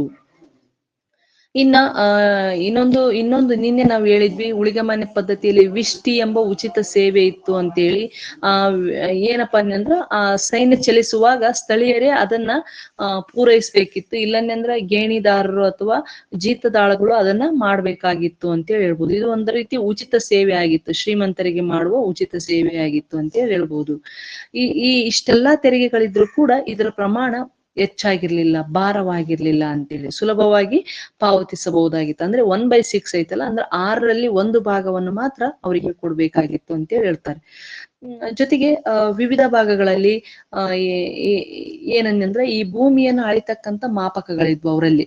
ಅಂದ್ರೆ ಭೂಮಿಯ ಉತ್ಕೃಷ್ಟತೆ ಮತ್ತು ಫಲವತ್ತತೆಗೆ ಅನುಗುಣವಾಗಿ ಏನ್ ತೆರಿಗೆ ಆಗ್ತಾ ಇದ್ರಲ್ಲ, ಅವರಲ್ಲಿ ಕೇದಾರ, ಭೂಮಿ, ಖಂಡುಕ, ವಾಪ, ಗೋಚರ್ಮ, ಆಮೇಲೆ ದ್ರೋಣವಾಪ, ನಳಕವಾಪ, ಕುಲ್ಯವಾಪ, ಪಟ್ಟಿಕ, ಹಲ ಎಂಬ ಅಳತೆ ಮಾಪಕಗಳು ಅಥವಾ ಭೂಮಾಪಕಗಳು ಅವರ ಬಳಿ ಇದ್ವು ಅಂತೇಳಿ. ಇಷ್ಟೊಂದು ಪ್ರಮಾಣದ ಭೂಮಾಪಕಗಳನ್ನ ಬಳಸಿ ಅವರು ಜನರ ಮೇಲೆ ತೆರಿಗೆಯನ್ನ ಹಾಕ್ತಾ ಇದ್ರು ಅಂತೇಳಿ ಹೇಳ್ಬೋದು, ಯಾರು ಗುಪ್ತರು ಅಂತೇಳಿ. ಮತ್ತೆ ಇಲ್ಲಿ ಮುಖ್ಯವಾಗಿ ಭಾಗಾಕಾರ ಅನ್ಯಂದ್ರ ಭೂ ಕಂದಾಯ ಮತ್ತು ಉದ್ರಂಗ ಅನ್ಯಂದ್ರ ನೀರಾವರಿ ತೆರಿಗೆ ಆಗಿತ್ತು ಅಂತೇಳಿ. ವಿಷ್ಟಿ ಅನ್ನೋದು ಉಚಿತ ಸೇವೆ ಆಗಿತ್ತು ಅಂತೇಳಿ. ಮತ್ತು 18 ಬಗೆಯ ತೆರಿಗೆಗಳನ್ನ ಹಾಕ್ತಾ ಇದ್ರು ಅಂತ. ಉಪ್ಪು, ನೇಗಿಲು, ಗಣಿ, ಗೋಮಾಳ, ಅರಣ್ಯ, ಭೂ ಕಂದಾಯ, ಈ ರೀತಿ ಬೇರೆ ಬೇರೆ ಒಟ್ಟು 18 ರೀತಿ ಹುಲ್ಲುಗಾವಲ ಮೇಲೆ ಕೂಡ ಅವರು ತೆರಿಗೆಯನ್ನ ಹಾಕ್ತಾ ಇದ್ರು ಅಂತ. 18 ಬಗೆಯ ತೆರಿಗೆಗಳನ್ನ ಅವರು ಜನರ ಮೇಲೆ ಹಾಕಿದ್ರು ಅಂತ. ಇನ್ನ ವಿಶೇಷವಾಗಿ ಅವರು ತಮ್ಮ ಸಾಮ್ರಾಜ್ಯವನ್ನ ಬೇರೆ ಬೇರೆ ಭಾಗಗಳಾಗಿ ವಿಂಗಡಣೆ ಮಾಡಿರ್ತಾರೆ. ಅಂದ್ರೆ ಆಡಳಿತದ ಅನುಕೂಲಕ್ಕಾಗಿ ಅನೇಕ ಪ್ರಾಂತ್ಯಗಳನ್ನಾಗಿ ವಿಂಗಡಿಸಿದ್ರು ಅಂತೇಳಿ. ಸಾಮ್ರಾಜ್ಯವನ್ನ ಪ್ರಾಂತ್ಯಗಳಂತೇಳಿ ವಿಂಗಡಿಸಿದ್ರು. ಪ್ರಾಂತ್ಯಗಳನ್ನ ದೇಶ ಅಥವಾ ಭುಕ್ತಿ ಅಂತೇಳಿ ಕರಿತಾ ಇದ್ರು. ನೋಡ್ರಿ, ಸಾಮ್ರಾಜ್ಯವನ್ನ ಪ್ರಾಂತ್ಯವನ್ನ ದೇಶ ಅಥವಾ ಭುಕ್ತಿ ಅಂತೇಳಿ ಕರೆಯಲಾಗ್ತಾ ಇತ್ತು. ಈ ಉಪರಿಕ ಮಹಾರಾಜ ಅಥವಾ ಭೋಗಪತಿ ಇದ್ದಾನಲ್ಲ, ಈ ಪ್ರಾಂತ್ಯಗಳ ಮುಖ್ಯಸ್ಥನಾಗಿದ್ದ. ಇಲ್ಲಿ ಸಾಮ್ರಾಜ್ಯದ ಮುಖ್ಯಸ್ಥ ಯಾರು? ರಾಜ. ಪ್ರಾಂತ್ಯಗಳ ಮುಖ್ಯಸ್ಥ ಯಾರಪ್ಪ ಅಂದ್ರ ಭೋಗಪತಿ. ಕೆಲವೊಮ್ಮೆ ಅವರನ್ನ ಭೋಗಿಕ ಅಥವಾ ಗೋಪ್ತ ಅಂತೇಳಿ ಕೂಡ ಕರಿತಾ ಇದ್ರು. ಭೋಗಿಕ ಅಥವಾ ಗೋಪ್ತ ಅಂತೇಳಿ. ಈ ಭೋಗಪತಿ ಅಥವಾ ಗೋಪ್ತರು ಯಾರಾಗಿರ್ತಾ ಇದ್ರ ಸಾಮಾನ್ಯವಾಗಿ ರಕ್ತ ಸಂಬಂಧಿಗಳು ಅಥವಾ ಯುವರಾಜರನ್ನ ನೇಮಿಸ್ತಾ ಇದ್ರು ಅಂತೇಳಿ. ಜೊತೆಗೆ ಇನ್ನೊಂದ್ ಏನಪ್ಪಾ ಅಂದ್ರ ಇಲ್ಲಿ ಅವರು ಸಂಬಂಧಿಕರು ಯಾರಂತ ಕೆಲವು ಉದಾಹರಣೆ ನೋಡೋದಾದ್ರೆ ಚಾರುದತ್ತ ಪುಂಡರವರ್ಧನ ಭುಕ್ತಿಯ ಮುಖ್ಯಸ್ಥನಾಗಿದ್ದ ಅಂತ ಹೇಳ್ಬೋದು. ಆಮೇಲೆ ಪರ್ಣದತ್ತ ಸೌರಾಷ್ಟ್ರ ಭುಕ್ತಿಯ ಮುಖ್ಯಸ್ಥನಾಗಿದ್ದ. ಆಮೇಲೆ ಬಂಧುವರ್ಮನನ್ನ ಮಂದಸಾರ ಭುಕ್ತಿಯ ಮುಖ್ಯಸ್ಥನನ್ನಾಗಿ ಮಾಡಲಾಗಿತ್ತು. ಮುಖ್ಯಸ್ಥಾನ ಅಂದ್ರೆ ರಾಜ್ಯಪಾಲನ ರೀತಿನೇ ಅವರು ಕೆಲಸವನ್ನ ಮಾಡ್ತಾ ಇದ್ರು ಅಂತ ಹೇಳ್ಬೋದು. ಆಮೇಲೆ ಅವರ ಒಂದು ಪ್ರಸಿದ್ಧ ಭುಕ್ತಿಗಳು ಅಥವಾ ಏನು ಪ್ರಾಂತ್ಯಗಳು ಅಥವಾ ಈ ದೇಶಗಳು ಯಾವಪ್ಪ ಅಂದ್ರ, ಭುಕ್ತಿ ಮತ್ತು ದೇಶ ಎರಡು ಒಂದೇ. ಈ ಯಾವ್ಯಾವ ಆಗಿದ್ವನಿ ಅಂದ್ರ ಬಂಗಾಳ, ಉತ್ತರ ಪ್ರದೇಶ, ಮಧ್ಯಪ್ರದೇಶ, ಬಿಹಾರಗಳು ಪ್ರಸಿದ್ಧ ಭುಕ್ತಿಗಳಾಗಿದ್ವು ಅಂತೇಳಿ ಹೇಳ್ಬೋದು. ಈ ಪ್ರಾಂತ್ಯಗಳಲ್ಲಿ ಆಂತರಿಕ ಮತ್ತು ವಿದೇಶಿ ದಾಳಿಗಳನ್ನ ಹತ್ತಿಕ್ಕೋದು, ಶಾಂತಿಯನ್ನ ಕಾಪಾಡೋದು, ಕೆರೆ ಕಾಲುವೆಗಳನ್ನ ಕಟ್ತಕ್ಕಂಥದ್ದು ಈ ಈ ಭೋಗಪತಿಯ ಒಂದು ಮುಖ್ಯ ಕೆಲಸ ಆಗಿತ್ತು ಅಂತೇಳಿ. ಮತ್ತೆ ಇವರನ್ನ ಉಪರಿಕರ ಅಂತೇಳಿ ಕೂಡ ಕರಿತಾ ಇದ್ರು ಅಂತ ಹೇಳ್ಬೋದು. ಇದ್ರ ಜೊತೆಗೆ ಇಲ್ಲಿ ಬಲಾಧಿಕರಣ, ಆಮೇಲೆ ಸೇನಾ ಮುಖಂಡ, ಇಲ್ಲಿ ಕೂಡ ಒಂದು ಚಿಕ್ಕ ಆಡಳಿತ ವರ್ಗ ಕೂಡ ಇವರಿಗೆ ಸಹಾಯವಾಗಿ ನಿಲ್ತಾ ಇತ್ತು ಅಂತ ಹೇಳ್ಬೋದು. ಆಮೇಲೆ ಈ ಪ್ರಾಂತ್ಯಗಳನ್ನ ದೇಶ ಅಥವಾ ಭುಕ್ತಿ ಅಂದ್ರಲ್ಲ, ನೆಕ್ಸ್ಟ್ ಅವನ್ನ ಏನು ದೇಶ ಅಥವಾ ಭುಕ್ತಿಗಳನ್ನ ವಿಷಯಗಳನ್ನಾಗಿ ಅಥವಾ ಜಿಲ್ಲೆಗಳನ್ನಾಗಿ ವಿಂಗಡಿಸ್ತಾ ಇದ್ರು ಅಂತೇಳಿ, ವಿಷಯ ಅಂತೇಳಿ ಕರಿತಾ ಇದ್ರು. ಮತ್ತೆ ಈ ವಿಷಯಗಳ ಮುಖ್ಯಸ್ಥನನ್ನ ವಿಷಯಪತಿ ಅಂತೇಳಿ ಕರಿತಾ ಇದ್ರು. ವಿಷಯಪತಿ ಅಂದ್ರೆ ಈಗಿನ ಡಿಸ್ಟ್ರಿಕ್ಟ್ ಕಮಿಷನರ್ ಅಥವಾ ಡಿಸ್ಟ್ರಿಕ್ಟ್ ಕಲೆಕ್ಟರ್ ಆಗಿರ್ತಾರೆ, ಆತರ IAS ಅಧಿಕಾರಿಗಳ ತರ ಇದ್ರು ಅಂತೇಳಿ. ಮತ್ತೆ ಇವರನ್ನ ಕುಮಾರ ರಾಮಾತ್ಯ ಅಂತ ಕೂಡ ಕೆಲವೊಂದ್ಸರಿ ಕರಿತಾ ಇದ್ರು ಅಂತ ಹೇಳ್ಬೋದು. ಮತ್ತೆ ಈ ವಿಷಯದ ನಂತರ ಏನಪ್ಪಾ ಅಂದ್ರೆ ಮತ್ತೆ ಇನ್ನೊಂದು ಇವರು ಜಿಲ್ಲಾಡಳಿತ ಕಚೇರಿಯನ್ನ ಅಧಿಷ್ಠಾನ ಅಂತೇಳಿ ಕೂಡ ಕರಿತಾ ಇದ್ರು ಅಂತ ಹೇಳ್ಬೋದು. ಮತ್ತೆ ಈ ವಿಷಯ ಪತಿಗೆ ಸಹಾಯವನ್ನು ಮಾಡ್ಲಿಕ್ಕಾಗಿ ಒಟ್ಟು 30 ಜನ ಸದಸ್ಯರಿದ್ದಂತ ಏನು ಒಂದು ಸಮಿತಿ ಇತ್ತು, ಸಲಹಾ ಸಮಿತಿ ಅಂತೇಳಿ ಹೇಳ್ಬೋದು. ಮತ್ತೆ ಇನ್ನೊಂದ್ ಏನಪ್ಪಾ ಅಂದ್ರ ಈ ಹ, ಈ ಈ ಜಿಲ್ಲಾಧಿಕಾರಿ ಕಾರ್ಯಾಲಯ ಏನಿತ್ತಲ್ಲ, ಇದನ್ನ ವಿಷಯಾಧಿಕರಣ ಅಂತಾನೂ ಕೂಡ ಕರಿತಾ ಇದ್ರು. ಆಮೇಲೆ ಅದರಲ್ಲಿ ಸುಂಕ ವಸೂಲಿ ಆಡಳಿತಗಾರ ಇರ್ತಾ ಇದ್ದ, ಅಗ್ರಹಾರಿಕ ಇರ್ತಾ ಇದ್ದ. ಅಗ್ರಹಾರಿಕ ಅಂದ್ರೆ ಅಗ್ರಹಾರಗಳ ಮುಖ್ಯಸ್ಥನಾಗಿದ್ದ. ಆಮೇಲೆ ಖಜಾನೆ ಮುಖ್ಯಸ್ಥ, ಭಂಡಾರ ಬಂಡಗಾರಾಧಿಕೃತ ಇರ್ತಾ ಇದ್ದ. ಆಮೇಲೆ ಗೌಲ್ಮಿಕ ಅನ್ನಂದ್ರ ಅರಣ್ಯ ಮತ್ತು ಕೋಟೆಗಳ ಮುಖ್ಯಸ್ಥ ಇರ್ತಾ ಇದ್ದ. ಆಯುಕ್ತ, ನಿಯುಕ್ತರು ಇರ್ತಾ ಇದ್ರು. ಇವರೆಲ್ಲರೂ ಆಯುಕ್ತರು, ನಿಯುಕ್ತರು, ಗ್ರಾಮಿಕ, ಕುಲಾಧಿಕರಣಿ ಅನ್ನೋದು ಕುಲಕರ್ಣಿ ಅನ್ನೋ ಒಂದು ಅಪಭ್ರಂಶ ಆಗಿರ್ಬೋದಂತ. ಆಮೇಲೆ ತಲವಾತಕ, ಇವರೆಲ್ಲರೂ ಗ್ರಾಮ ಲೆಕ್ಕಾಧಿಕಾರಿಗಳು ಮತ್ತು ಗ್ರಾಮದ ಆಡಳಿತವನ್ನು ನೋಡಿಕೊಳ್ಳುವವರು ಆಗಿದ್ರು ಅಂತೇಳಿ. ಇವರೆಲ್ಲರೂ ಎಲ್ಲಿರ್ತಾ ಇದ್ರಪ್ಪ ಅಂದ್ರ ವಿಷಯಾಧಿಕರಣ ಅಂದ್ರೆ ವಿಷಯ ಐತಲ್ಲ ಜಿಲ್ಲೆ, ಆ ಜಿಲ್ಲಾಡಳಿತದಲ್ಲಿ ಇವರೆಲ್ಲರೂ ಇರ್ತಾ ಇದ್ರು ಅಂತೇಳಿ. ಮತ್ತೆ ಅದ್ರ ಜೊತೆಗೆ ಜಿಲ್ಲಾ ಆಡಳಿತದ ನಂತರ ನಗರ ಆಡಳಿತ ಇತ್ತು ಮತ್ತು ಗ್ರಾಮ ಆಡಳಿತ ಇತ್ತು. ನಗರ ಆಡಳಿತದ ಮುಖ್ಯಸ್ಥನಿಗೆ ಅಥವಾ ಈ ಮುಖ್ಯಸ್ಥನಿಗೆ ಏನಂತ ಕರಿತಾ ಇದ್ರು ಅಂದ್ರ ನಗರ ರಕ್ಷಕ ಅಥವಾ ಪುರಪಾಲ ಅಂತೇಳಿ ಕರಿತಾ ಇದ್ರು. ಪುರಪಾಲ ನೋಡ್ರಿ, ಸಾಮ್ರಾಜ್ಯದ ಕೆಳಗಡೆ ಪ್ರಾಂತ್ಯದ ಕೆಳಗಡೆ ದೇಶ ಅಥವಾ ಭುಕ್ತಿ, ಅದರ ಕೆಳಗಡೆ ಜಿಲ್ಲಾ ಆಡಳಿತ ಅಥವಾ ವಿಷಯದ ಕೆಳಗಡೆ ನಗರ ಆಡಳಿತ ಮತ್ತು ಗ್ರಾಮ ಆಡಳಿತ ಅಂತ ಹೇಳಿ ಅವರು ವಿಂಗಡಣೆಯನ್ನು ಮಾಡಿದ್ರು ಅಂತೇಳಿ. ನಗರ ಆಡಳಿತದ ಮುಖ್ಯಸ್ಥನನ್ನ ನಗರ ರಕ್ಷಕ ಅಂತೇಳಿ ಅಥವಾ ಪುರಪಾಲ ಅಂತೇಳಿ ಕರಿತಾ ಇದ್ರು. ಇನ್ನು ಗ್ರಾಮ ಆಡಳಿತದ ಮುಖ್ಯಸ್ಥನನ್ನ ಗ್ರಾಮಿಕ ಅಂತೇಳಿ ಕರಿತಾ ಇದ್ರು ಅಂತೇಳಿ ಹೇಳ್ಬೋದು. ಇಲ್ಲಿ ಗ್ರಾಮ ಆಡಳಿತನಿಗೂ ಕೂಡ ಗ್ರಾಮ ಸಭೆ ಇರ್ತಾ ಇತ್ತು. ಇಲ್ಲಿ ಪಂಚಮಂಡಲ ಅಥವಾ ಪಂಚಾಧ್ಯಕ್ಷರು ಇರ್ತಾ ಇದ್ರು. ಅಂದ್ರೆ ಊರಲ್ಲಿ ಸರ್ಪಂಚರು ಅಂತೇಳಿ ಕರಿತಾರೆ ನೋಡ್ರಿ, ಹಿರಿಯರೆಲ್ಲರೂ ಸೇರಿಕೊಂಡು ಮಾಡ್ತಕ್ಕಂಥ. ಅವ್ರಿಗೆ ನಾವು ಸಾಮಾನ್ಯವಾಗಿ ಗ್ರಾಮೀಣ ಭಾಗದಲ್ಲಿ ದೈವದವರು ಅಂತೇಳಿ ಕರಿತೀವಿ. ಅವರೆಲ್ಲರೂ ಈ ಗ್ರಾಮಿಕನಿಗೆ ಸಹಾಯವನ್ನು ಮಾಡ್ತಾ ಇದ್ರು ಅಂತೇಳಿ. ಈ ರೀತಿಯಾಗಿ ಅವರ ಒಂದು ರಾಜಕೀಯ ಏನು ಆಡಳಿತ ಇತ್ತಲ್ಲ, ವಿಕೇಂದ್ರೀಕೃತ ರೂಪವನ್ನು ಹೊಂದಿತ್ತು. ಕೇಂದ್ರೀಕರಣವೂ ಆಗಿತ್ತು ಮತ್ತು ವಿಕೇಂದ್ರೀಕರಣವನ್ನು ಹೊಂದಿತ್ತು ಅಂತ. ಕೆಲವು ಅಧಿಕಾರಿಗಳನ್ನ ರಾಜನೇ ಇಟ್ಟುಕೊಂಡಿದ್ದ.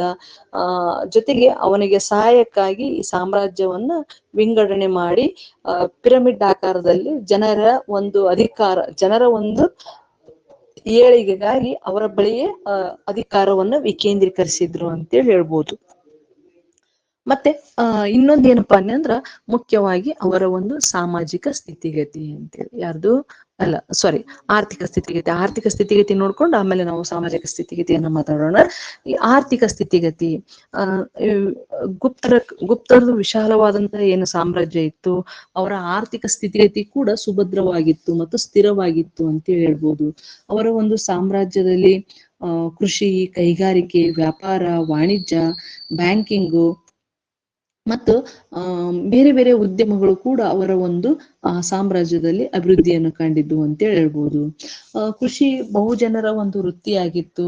ಇವರು ಗೋಧಿ, ಬಾರ್ಲಿ, ಭತ್ತ, ಹತ್ತಿ, ಎಣ್ಣೆಕಾಳುಗಳು, ಆಮೇಲೆ ಜೋಳ, ಸೆಣಬು, ಕಬ್ಬು, ಈ ರೀತಿಯಾಗಿ ಮುಖ್ಯವಾದಂತ ಬೆಳೆಗಳನ್ನ ಬೆಳೀತಾ ಇದ್ರು ಅಂತೇಳಿ ಹೇಳ್ಬೋದು. ಇಲ್ಲಿ ಅಮರಸಿಂಹನ ಅಮರಕೋಶ ಐತಲ್ಲ, ಆ ಒಂದು ಕೃತಿಯ ಪ್ರಕಾರ ಅಡಿಕೆ, ವೀಳ್ಯದೆಲೆ, ನೀಲಿ, ಅರಣ್ಯ ಉತ್ಪನ್ನಗಳನ್ನ ಬೆಳೆಯಲಾಗುತ್ತಿತ್ತು ಅಂತೇಳಿ. ನೋಡ್ರಿ, ನೀಲಿಯನ್ನು ಕೂಡ ಬೆಳೆಯಲಾಗ್ತಾ ಇತ್ತು ಅಂತ. ಮತ್ತೆ ವೀಳ್ಯದೆಲೆ, ಅಡಿಕೆ ಇನ್ನು ಬೆಳೆಯಲಾಗ್ತಾ ಇತ್ತು ಅಂತೇಳಿ. ಜೊತೆಗೆ ಇವರಿಗೆ ನಿಂಬೆ, ಏಲಕ್ಕಿ, ಮಾವು, ದ್ರಾಕ್ಷಿ, ದಾಳಿಂಬೆ, ತೆಂಗು ಬೆಳೆಗಳು ಕೂಡ ಗೊತ್ತಿದ್ವು ಅಂತೇಳಿ ಅಮರಕೋಶ ಉಲ್ಲೇಖವನ್ನು ಮಾಡುತ್ತೆ ಅಂತೇಳಿ. ಮತ್ತೆ ರೈತರಿಗೆ ಇವರು ನೀರಾವರಿ ವ್ಯವಸ್ಥೆಯನ್ನ ಮಾಡಿಕೊಟ್ಟಿದ್ರು. ಜೊತೆಗೆ ಏನು ನಾವು ಸುದರ್ಶನ ಸರೋವರವನ್ನು ನೋಡ್ತೀವಿ, ಅದನ್ನ ಇವರು ಸ್ಕಂದಗುಪ್ತನು ಜೀರ್ಣೋದ್ಧಾರ ಮಾಡಿದನು ಎಂಬ ಉಲ್ಲೇಖ ಐತಲ್ಲ, ಆ ಉಲ್ಲೇಖದಿಂದ ಅನೇಕ ರೈತರಿಗೆ ಇವರು ಕೆರೆ ಕಟ್ಟೆಗಳನ್ನ, ಸರೋವರಗಳನ್ನ, ಕಾಲುವೆಗಳನ್ನ ನಿರ್ಮಿಸಿ ಕೊಟ್ಟಿದ್ರು. ಮತ್ತೆ ಅದಕ್ಕ ಆ ನೀರಾವರಿ ತೆರಿಗೆಯನ್ನು ಕೂಡ ಉದ್ರಂಗ ಅಂತೇಳಿ ಆಗ್ತಾ ಇದ್ರು ಇವರು ಅಂತೇಳಿ ಹೇಳ್ಬೋದು. ಜೊತೆಗೆ ಇಲ್ಲಿ ಇವರ ಕಾಲದಲ್ಲಿ ಏನಪ್ಪಾ ಅಂದ್ರ ಅರಣ್ಯ ಮತ್ತು ಅವುಗಳ ಉತ್ಪನ್ನಗಳನ್ನ ಕುರಿತು ಕಾಳಿದಾಸನು ಕೂಡ ಉಲ್ಲೇಖ ಮಾಡಿದ್ದಾನೆ. ಅರಣ್ಯಗಳ ಉಸ್ತುವಾರಿಗೆ ಗೌಳ್ಮಿಕ ಎಂಬ ಅಧಿಕಾರಿಯನ್ನ ನೇಮಿಸಿದ್ರು ಅಂತೇಳಿ. ಮತ್ತೆ ಭೂಮಿಯನ್ನ ಅಧಿಕಾರಿಗಳ ಭೂಮಿ, ಭೂಮಾಲೀಕರ ಭೂಮಿ, ಸರ್ಕಾರಿ ಭೂಮಿ ಅಂತೇಳಿ ಕೂಡ ವಿಂಗಡಣೆ ಮಾಡಿದ್ರು ಅಂತೇಳಿ.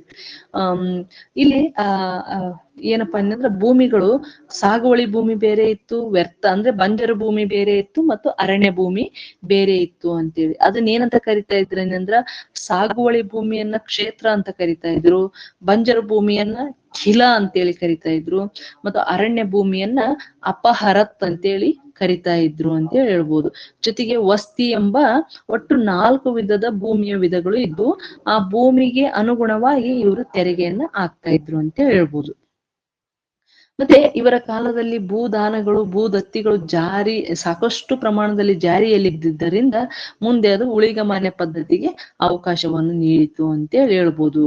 ಮತ್ತೆ ಬಹಳಷ್ಟು ಸಂದರ್ಭದಲ್ಲಿ ರೈತರು ತೃಪ್ತಿಯಿಂದ ಇರಲಿಲ್ಲ ಅಂತೇಳಿ ಕೂಡ ಹೇಳ್ತಾರೆ. ಆಮೇಲೆ ಒತ್ತಾಯದ ಸೇವೆ, ಉಚಿತ ಸೇವೆ ಆದಂತ ವಿಷ್ಟಿ ಇದ್ದಿದ್ರಿಂದ ತಳವರ್ಗದ ಜನರು ಸ್ವಾತಂತ್ರ್ಯರಾಗಿರ್ಲಿಲ್ಲ ಅನ್ನೋದು ಕೂಡ ಇಲ್ಲಿ DN ಝಾ ಅವರ ಒಂದು ಅಭಿಪ್ರಾಯ ಅಂತ ಹೇಳಿ ಹೇಳ್ಬೋದು. ಹಾಗಾಗಿ ಇಲ್ಲಿ ಉಳಿಗೆಮಾನ್ಯ ಪದ್ಧತಿ ಇದ್ದುದರಿಂದ ಅವರ ಕಾಲವನ್ನು ಸುವರ್ಣ ಯುಗ ಅಂತೇಳಿ ಕೂಡ ಕರೆಯಕ ಆಗಲ್ಲ ಅಂತ ಹೇಳ್ತಾರೆ. ಅದು ಕೆಲವರ ವಾದ. ಆದ್ರೆ ಇವ್ರದ್ದು ಸುವರ್ಣ ಯುಗ ಆಗಿತ್ತು ಅಂತೇಳಿ ಬಹಳಷ್ಟು ಮಂದಿ ಒಪ್ಪಿಕೊಂಡಿದ್ದಾರೆ ಅಂತ ಹೇಳ್ಬೋದು. ಈ ರೀತಿಯಾಗಿ ಇವರ ಒಂದು ಕೃಷಿ ಭೂಮಿ ಇತ್ತು ಅಂತ ಹೇಳ್ಬೋದು. ಮತ್ತೆ ಇಲ್ಲಿ ಗುಲಾಮಯ ಪದ್ಧತಿ ಕೂಡ ಇತ್ತು, ಆಮೇಲೆ ಏನು ಜೀತ ಪದ್ಧತಿ ಕೂಡ ಇತ್ತು ಅಂತೇಳಿ ಹೇಳ್ಬೋದು. ಇಲ್ಲಿ ದೊಡ್ಡ ದೊಡ್ಡ ಹಿಡುವಳಿಗಳು ಏನಪ್ಪಾ ಅಂದ್ರೆ ರೈತರಿಗಿಂತ ಹೆಚ್ಚಾಗಿ ಜಮೀನ್ದಾರರು ಮತ್ತು ಮೇಲ್ವರ್ಗದವರಿಗೆ ಸೇರಿದ್ವು ಅಂತ ಹೇಳ್ಬೋದು. ಇನ್ನ ಇವರ ಒಂದು ಸಾಮ್ರಾಜ್ಯದಲ್ಲಿ ಕೈಗಾರಿಕೆಗಳು ಒಂದು ದೊಡ್ಡ ಪ್ರಮಾಣದಲ್ಲಿ ಅಸ್ತಿತ್ವದಲ್ಲಿದ್ವು ಅಂತ ಹೇಳ್ಬೋದು. ಬಟ್ಟೆ ಕೈಗಾರಿಕೆ ಸಾಮ್ರಾಜ್ಯದ ದೊಡ್ಡ ಉದ್ದಿಮೆಯಾಗಿತ್ತು ಅಂತೇಳಿ. ಗುಜರಾತ್, ಬಂಗಾಳ, ಆಮೇಲೆ ತಮಿಳು ದೇಶಗಳಲ್ಲಿ ಬಟ್ಟೆ ಕೈಗಾರಿಕೆಗಳು ಕೇಂದ್ರೀಕರಣ ಆಗಿದ್ವು ಅಂತೇಳಿ. ವಿಶೇಷವಾಗಿ ಮಸ್ಲಿನ್, ಹತ್ತಿ, ಉಣ್ಣೆ, ಕ್ಯಾಲಿಕೋ, ಲಿನಿನ್ ಬಟ್ಟೆಗಳನ್ನ ತಯಾರಿಸಲಾಗುತ್ತಿತ್ತು ಅಂತೇಳಿ. ಆಮೇಲೆ ಬಟ್ಟೆಗೆ ಕಸೂತಿ ಹಾಕ್ತಾ ಇದ್ರು, ಮತ್ತೆ ವಿವಿಧ ರಾಸಾಯನಿಕಗಳನ್ನ ಬಳಸಿ ಬಟ್ಟೆ ಸಿದ್ಧಗೊಳಿಸ್ತಾ ಇದ್ರು. ಆಮೇಲೆ ನೀಲಿಯನ್ನು ಸ್ವತಃ ಬೆಳಿತಾ ಇದ್ರು ಅಂತೇಳಿ ಹೇಳ್ಬೋದು. ಮಥುರಾ ಹತ್ತಿ ಬಟ್ಟೆಗೆ ಫೇಮಸ್ ಆಗಿತ್ತು. ಆಮೇಲೆ ಬನಾರಸ್, ಅಜಂತ, ಮಂತಸಾರಗಳು ರೇಷ್ಮೆ ಬಟ್ಟೆ ಉತ್ಪಾದನೆಗೆ ಹೆಸರಾಗಿದ್ವು ಅಂತೇಳಿ ಹೇಳ್ಬೋದು. ಇನ್ನ ಲೋಹಗಾರಿಕೆ ಕೈಗಾರಿಕೆಗಳಿದ್ವು, ಗಣಿಗಾರಿಕೆ ಇತ್ತು, ಚರ್ಮ ವಸ್ತುಗಳ ತಯಾರಿಕೆ ಇತ್ತು, ಪಾದರಕ್ಷೆಗಳ ನಿರ್ಮಾಣ ಮಾಡ್ತಕ್ಕಂತ ಒಂದು ಕೈಗಾರಿಕೆಗಳಿದ್ವು, ಹಡಗು ನಿರ್ಮಾಣ ಇತ್ತು ಇವರಲ್ಲಿ. ಆಮೇಲೆ ದಂತದ ಕೆತ್ತನೆ, ಟೆರ್ರಕೊಟ್ಟ ಏನು ಮಡಿಕೆ ತಯಾರಿಕೆ ಉದ್ಯಮಗಳು ಕೂಡ ಪ್ರಗತಿಯಲ್ಲಿದ್ವು ಅಂತ ಹೇಳ್ಬೋದು. ಇವರ ಕಾಲದಲ್ಲಿ ಮೈಕಾ, ಮ್ಯಾಂಗ್ನೀಸ್, ಚಿನ್ನ, ತಾಮ್ರ, ಬೆಳ್ಳಿ, ಸತುಲೋಹಗಳು ಬಳಕೆಯಲ್ಲಿದ್ವು. ಕಬ್ಬಿಣನೂ ಇತ್ತು, ಕಂಚುನು ಇತ್ತು ಅಂತೇಳಿ. ಮತ್ತೆ ಇಲ್ಲಿ ಅಮರಕೋಶ ಮತ್ತು ಬೃಹತ್ ಸಂಹಿತೆಗಳು ವಿವಿಧ ಲೋಹಗಳನ್ನ ಏನು ಉಲ್ಲೇಖ ಮಾಡಿದ್ದಾವೆ ಅಂತೇಳಿ ಹೇಳ್ಬೋದು.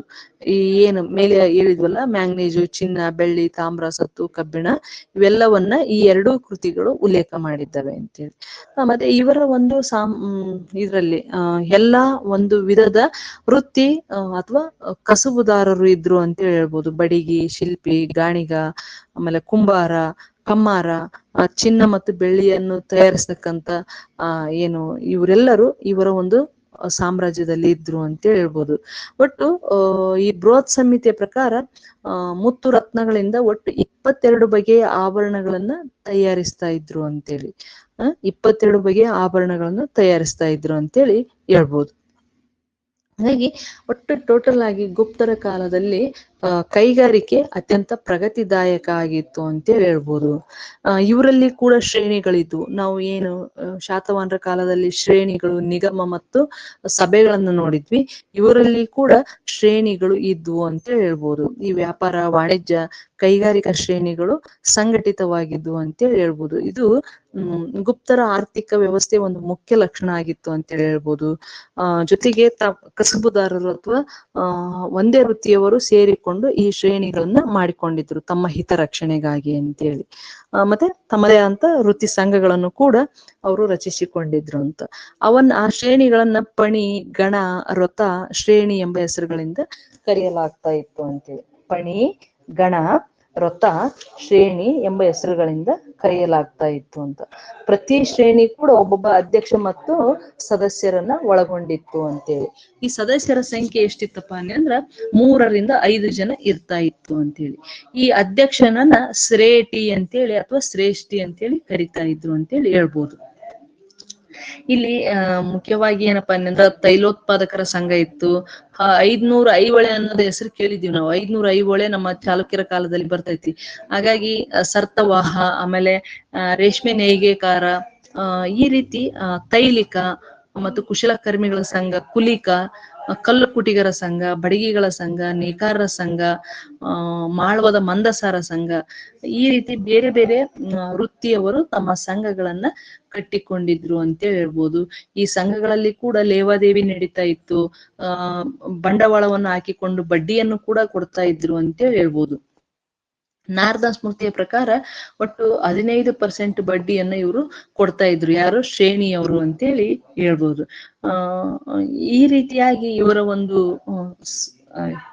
ಗುಪ್ತರ ಸಾಮ್ರಾಜ್ಯದಲ್ಲಿ ಆರ್ಥಿಕವಾಗಿ ಈ ಕುಲ ಕಸುಬುದಾರರು ಅಥವಾ ವೃತ್ತಿಯವರು ತಮ್ಮ ಒಂದು ರಕ್ಷಣೆಗಾಗಿ ಅಥವಾ ತಮ್ಮ ಒಂದು ವ್ಯವಹಾರದ ರಕ್ಷಣೆಗಾಗಿ ಈ ರೀತಿಯ ಸಂಘಗಳನ್ನ ಕಟ್ಟಿಕೊಂಡಿದ್ರು ಅಂತ ಹೇಳ್ಬೋದು. ಇನ್ನ ಅವ್ರದ್ದು ವ್ಯಾಪಾರ ವಹಿವಾಟು ನೋಡೋದಾದ್ರೆ ಆಂತರಿಕವಾಗಿ ಮತ್ತು ವಿದೇಶಿ ವ್ಯಾಪಾರ. ಆಂತರಿಕವಾಗಿ ಬನಾರಸ್ಸು, ಕೌಶಂಬಿ, ಪಾಟಲಿಪುತ್ರ, ಉಜ್ಜಯಿನಿ, ಅಯೋಧ್ಯ, ಮಥುರಾ, ವೈಶಾಲಿ, ಶ್ರಾವಸ್ತಿ, ವಿದಿಶಾ, ಗಯಾ, ತಾಮ್ರಲಿಪ್ತಿ ಅಂದ್ರೆ ಪ್ರಮುಖ ವಾಣಿಜ್ಯ ಕೇಂದ್ರಗಳಾಗಿದ್ವು ಅಂತೇಳಿ ಹೇಳ್ಬೋದು. ಮತ್ತೆ ಈ ಎಲ್ಲಾ ನಗರಗಳನ್ನ ಕೂಡಿಸ್ತಕ್ಕಂಥ ಸರ್ವ ಋತು ರಸ್ತೆಗಳು, ಅಂದ್ರೆ ಸರ್ವ ಋತು ಅಂದ್ರೆ ಚಳಿಗಾಲ, ಮಳೆಗಾಲ ಎಲ್ಲಾ ಸಂದರ್ಭದಲ್ಲಿ ಕೂಡಿಸ್ತಕ್ಕಂಥ ರಸ್ತೆಗಳು ಇದ್ವು ಅಂತೇಳಿ. ಆಮೇಲೆ ದವಸ ಧಾನ್ಯಗಳ ವ್ಯಾಪಾರ ಇತ್ತು, ಬಟ್ಟೆ ಸಾಂಬಾರ್ ಪದಾರ್ಥಗಳ ವ್ಯಾಪಾರ ಇತ್ತು, ಶ್ರೀಗಂಧ, ಆನೆ, ಚಿನ್ನ, ಈ ರೀತಿ ಅವ್ರೆಲ್ಲಾ ಒಂದು ವಸ್ತುಗಳ ವ್ಯಾಪಾರ ವಹಿವಾಟನ್ನ ಮಾಡ್ತಾ ಇದ್ರು ಅಂತೇಳಿ. ಇನ್ನು ವಿಶೇಷವಾಗಿ ಇಲ್ಲಿ ಸಾರಿಗೆಗಾಗಿ ಅವ್ರು ಏನ್ ಬಳಸ್ತಾ ಇದ್ರಪ್ಪ ಅಂದ್ರೆ ಆಂತರಿಕವಾಗಿ ಎತ್ತಿನ ಗಾಡಿಗಳನ್ನ ಬಳಸ್ತಾ ಇದ್ರು ಅಂತೇಳಿ. ಮತ್ತೆ ಅಲ್ಲಿ ವಿಶೇಷವಾಗಿ ಉತ್ತರ ಭಾರತದಲ್ಲಿ ಗಂಗಾ, ಯಮುನಾ, ಏನು ಸಿಂಧು ಮತ್ತು ಬ್ರಹ್ಮಪುತ್ರ ನದಿ ಭಾಗದಲ್ಲಿ ನದಿ ಜಲ ಸಾರಿಗೆಗಳು ಕೂಡ ಅವರು ಇದ್ವು ಅಂತೇಳಿ ಹೇಳ್ತಾರೆ. ಅವನ್ನ ಅವರು ನದಿಯಲ್ಲಿ ಏನು ದೋಣಿಗಳ ಮೂಲಕ ವ್ಯಾಪಾರ ವಹಿವಾಟು ನಡೀತಾ ಇತ್ತು ಅಂತೇಳಿ. ಈ ತೂಕ ಮತ್ತು ಬೆಲೆಗಳು ಕೂಡ ಸ್ಥಳದಿಂದ ಸ್ಥಳಕ್ಕೆ ಬೇರೆ ರೀತಿಯಲ್ಲಿ ಇದ್ವು ಅಂತೇಳಿ ಹೇಳ್ಬೋದು. ಈ ಎಲ್ಲಾ ಭಾಗಗಳನ್ನು ಕೂಡಿಸ್ತಕ್ಕಂಥ ಏನು ಹೆದ್ದಾರಿಗಳು ಸುರಕ್ಷಿತವಾಗಿದ್ವು ಅಂತೇಳಿ ಫಾಯಿಯಾನ ಉಲ್ಲೇಖವನ್ನ ಮಾಡ್ತಾನೆ ಅಂತೇಳಿ. ಫಾಯಿಯಾನ್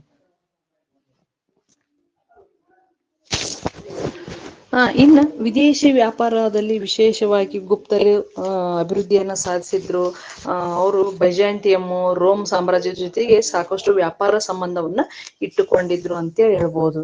ಮತ್ತೆ Persia, Egypt, Arabia, China, Sri Lanka, Java, Sumatra, ಆಮೇಲೆ ಕಾಂಬೋಡಿಯಾ, ಮಲಯ ದೇಶಗಳ ಜೊತೆಗೆ ಅವರ ಸಾಗರೋತ್ತರ ವ್ಯಾಪಾರ ನಡೀತಾ ಇತ್ತು ಅಂತೇಳಿ. ಮತ್ತೆ ಲಾಭದಾಯಕ ಕೂಡ ಆಗಿತ್ತು ಅಂತೇಳಿ. ಈ ಗುಜರಾತಿನ ರೇವು ಪಟ್ಟಣಗಳು ವಿಶೇಷವಾಗಿ ಅವರ ಒಂದು ವಿದೇಶಿ ವ್ಯಾಪಾರವನ್ನು ನಿರ್ವಹಿಸ್ತಾ ಇದ್ವು ಅಂತೇಳಿ ಹೇಳ್ಬೋದು. ಮತ್ತೆ ಏನಪ್ಪಾ ಅನ್ನಂದ್ರ ಇಲ್ಲಿ ಏನೇನು ಅವರು ಇದನ್ನ ಮಾಡ್ತಾ ಇದ್ರು ಕಡಲ ಚಿಪ್ಪುಗಳನ್ನು ಕೂಡ ಮಾರ್ತಾ ಇದ್ರು. ಮತ್ತೆ ಇಲ್ಲ, ಕಡಲ ಚಿಪ್ಪು ಏನಪ್ಪಾ ಅನ್ನಂದ್ರ ಈ ಕಡಲ ಚಿಪ್ಪನ್ನ ಕೌರೀಸ್ ಅಂತೇಳಿ ಕರಿತಾ ಇದ್ರು. ಈ ಕೌರೀಸ್ ಏನಾಗಿತ್ತಪ್ಪ ಅನ್ನಂದ್ರ ವಸ್ತುಗಳ ವಿಕ್ರಯಕ್ಕೆ ಕರೆನ್ಸಿಯಾಗಿ ಅವರು ಬಳಸ್ತಾ ಇದ್ರು ಅದನ್ನ ಅಂತೇಳಿ ಹೇಳ್ಬೋದು. ಯಾವ್ದನ್ನ? ಈ ಕೌರೀಸನ್ನ ಅಂದ್ರೆ ಕಡಲ ಚಿಪ್ಪು ಎಂಬ ಒಂದು ಅರ್ಥ. ಇದನ್ನ ಅವರು ವಿಕ್ರಯಕ್ಕಾಗಿ ಅಂದ್ರೆ ಇಲ್ಲಿ ವಿದೇಶಿ ಕರೆನ್ಸಿ ಅಥವಾ ಇದಕ್ಕೆ ಅಲ್ಲಿಂದ ಇಲ್ಲಿಗೆ ಅದನ್ನ ಮಧ್ಯೆ ಇದರಲ್ಲಿ ಬಳಸ್ತಾ ಇದ್ರು ಅಂತ ಹೇಳ್ಬೋದು. ಮತ್ತೆ ಅವ್ರದ್ದು ಬ್ರೋಚು, ಕಲ್ಯಾಣ, ಸೋಪಾರು, ತಾಮ್ರಲಿಪ್ತಿ, ಕ್ಯಾಂಬೆ, ಚೌಳು, ಆಮೇಲೆ ಕಾವೇರಿ ಪಟ್ಟಣಮು, ಕೊರ್ಕೈ, ಮುಜ್ರಿಸು, ಮಂಗಳೂರು ಇವೆಲ್ಲವೂ ಅವರ ಒಂದು ರೇವು ಪಟ್ಟಣಗಳಾಗಿದ್ವು ಅಂತೇಳಿ ಹೇಳ್ಬೋದು. ಇನ್ನ ಏನೇನು ಅವರು ಆಮದು ಮಾಡ್ಕೊಳ್ತಾ ಇದ್ರು ಅನ್ನಂದ್ರ ರೇಷ್ಮೆ ಆಮದು ಮಾಡ್ಕೊಳ್ತಾ ಇದ್ರು, ಚಿನ್ನ, ಬೆಳ್ಳಿ, ಲೋಹಗಳನ್ನ ಆಮದು ಮಾಡ್ಕೊಳ್ತಾ ಇದ್ರು, ನೀಲಮಣಿ, ಕುದುರೆಗಳನ್ನ ಆಮದು ಮಾಡ್ಕೊಳ್ತಾ ಇದ್ರು ಅಂತೇಳಿ ಹೇಳ್ಬೋದು. ಆಮೇಲೆ ಚೀನಾದ ರೇಷ್ಮೆ ವಸ್ತ್ರಗಳಿಗೆ ಭಾರತದಲ್ಲಿ ಹೆಚ್ಚಿನ ಬೇಡಿಕೆ ಇತ್ತು ಅವತ್ತಿನ ಕಾಲಕ್ಕೆ. ರೇಷ್ಮೆ ಮಾರ್ಗ ನಾವು ಮೊನ್ನೆನ ಮಾತಾಡಿದ್ವಿ, ರೇಷ್ಮೆ ಮಾರ್ಗ ಇತ್ತಲ್ಲ ಭಾರತದಲ್ಲಿ.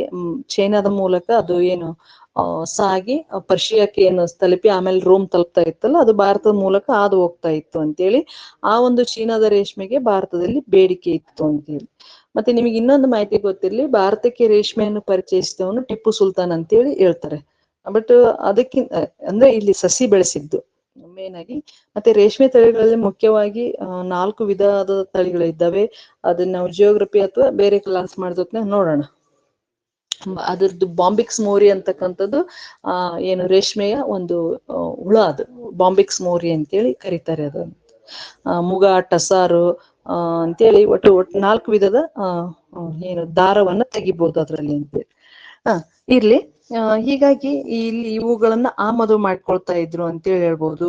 ಆಮೇಲೆ ಏನಪ್ಪಾ ಅನ್ನಂದ್ರ ಇಲ್ಲಿಂದ ಏನೇನ್ ರಫ್ತಾಗ್ತಾ ಇತ್ತು ಅನ್ನಂದ್ರ ನೀಲಿ, ಸಾಂಬಾರ್ ಪದಾರ್ಥಗಳು, ಮೆಣಸು, ಶ್ರೀಗಂಧ, ತೆಂಗು, ದಂತ, ಬೆಳ್ಳಿ, ಲವಂಗ, ಸುಗಂಧ ದ್ರವ್ಯಗಳು ರಫ್ತಾಗ್ತಾ ಇದ್ವು ಅಂತ ಹೇಳಿ ಹೇಳ್ಬೋದು.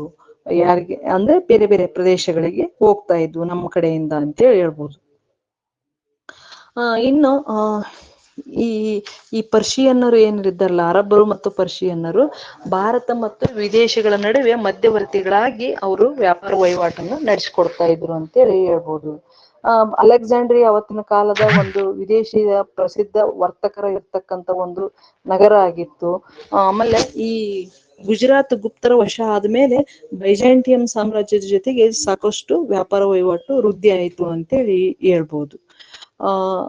ವಿಶೇಷವಾಗಿ ಅವರು ಒಂದು ಏನು ವ್ಯಾಪಾರಿ ಮಾರ್ಗಗಳ ಆಂತರಿಕವಾಗಿ ಏನಂದ್ರೆ ಉತ್ತರ ಪಥ ಮತ್ತು ದಕ್ಷಿಣ ಪಥ ಏನಿದ್ವಲ್ಲ, ಈ ನಗರಗಳನ್ನ ಕನೆಕ್ಟ್ ಮಾಡ್ತಕ್ಕಂಥ ಮಾರ್ಗಗಳಂದ್ರ ಅದೇ ಇದು ಮಥುರಾ ತಕ್ಷಶಿಲೆಗಳನ್ನು ಕೂಡಿಸ್ತಕ್ಕಂಥದ್ದು.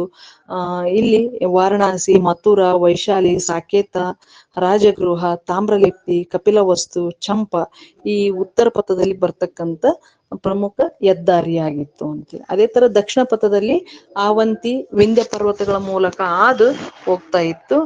ನಂತರ ವಿಂಧ್ಯ ಮತ್ತು ದಕ್ಷಿಣ ಮತ್ತು ಉತ್ತರ ಭಾರತವನ್ನ ಕೂಡಿಸ್ತಕ್ಕಂಥದ್ದು ಎಲ್ಲಿತ್ತಪ್ಪ ಅಂದ್ರ ಇದೇ ಏನು ಆವಂತಿ ಐತಲ್ಲ, ಇದು ಮುಖ್ಯವಾದಂತ ಪಾಯಿಂಟ್ ಆಗಿತ್ತು ಅವ್ರದ್ದು ಅಂತೇಳಿ ಹೇಳ್ಬೋದು.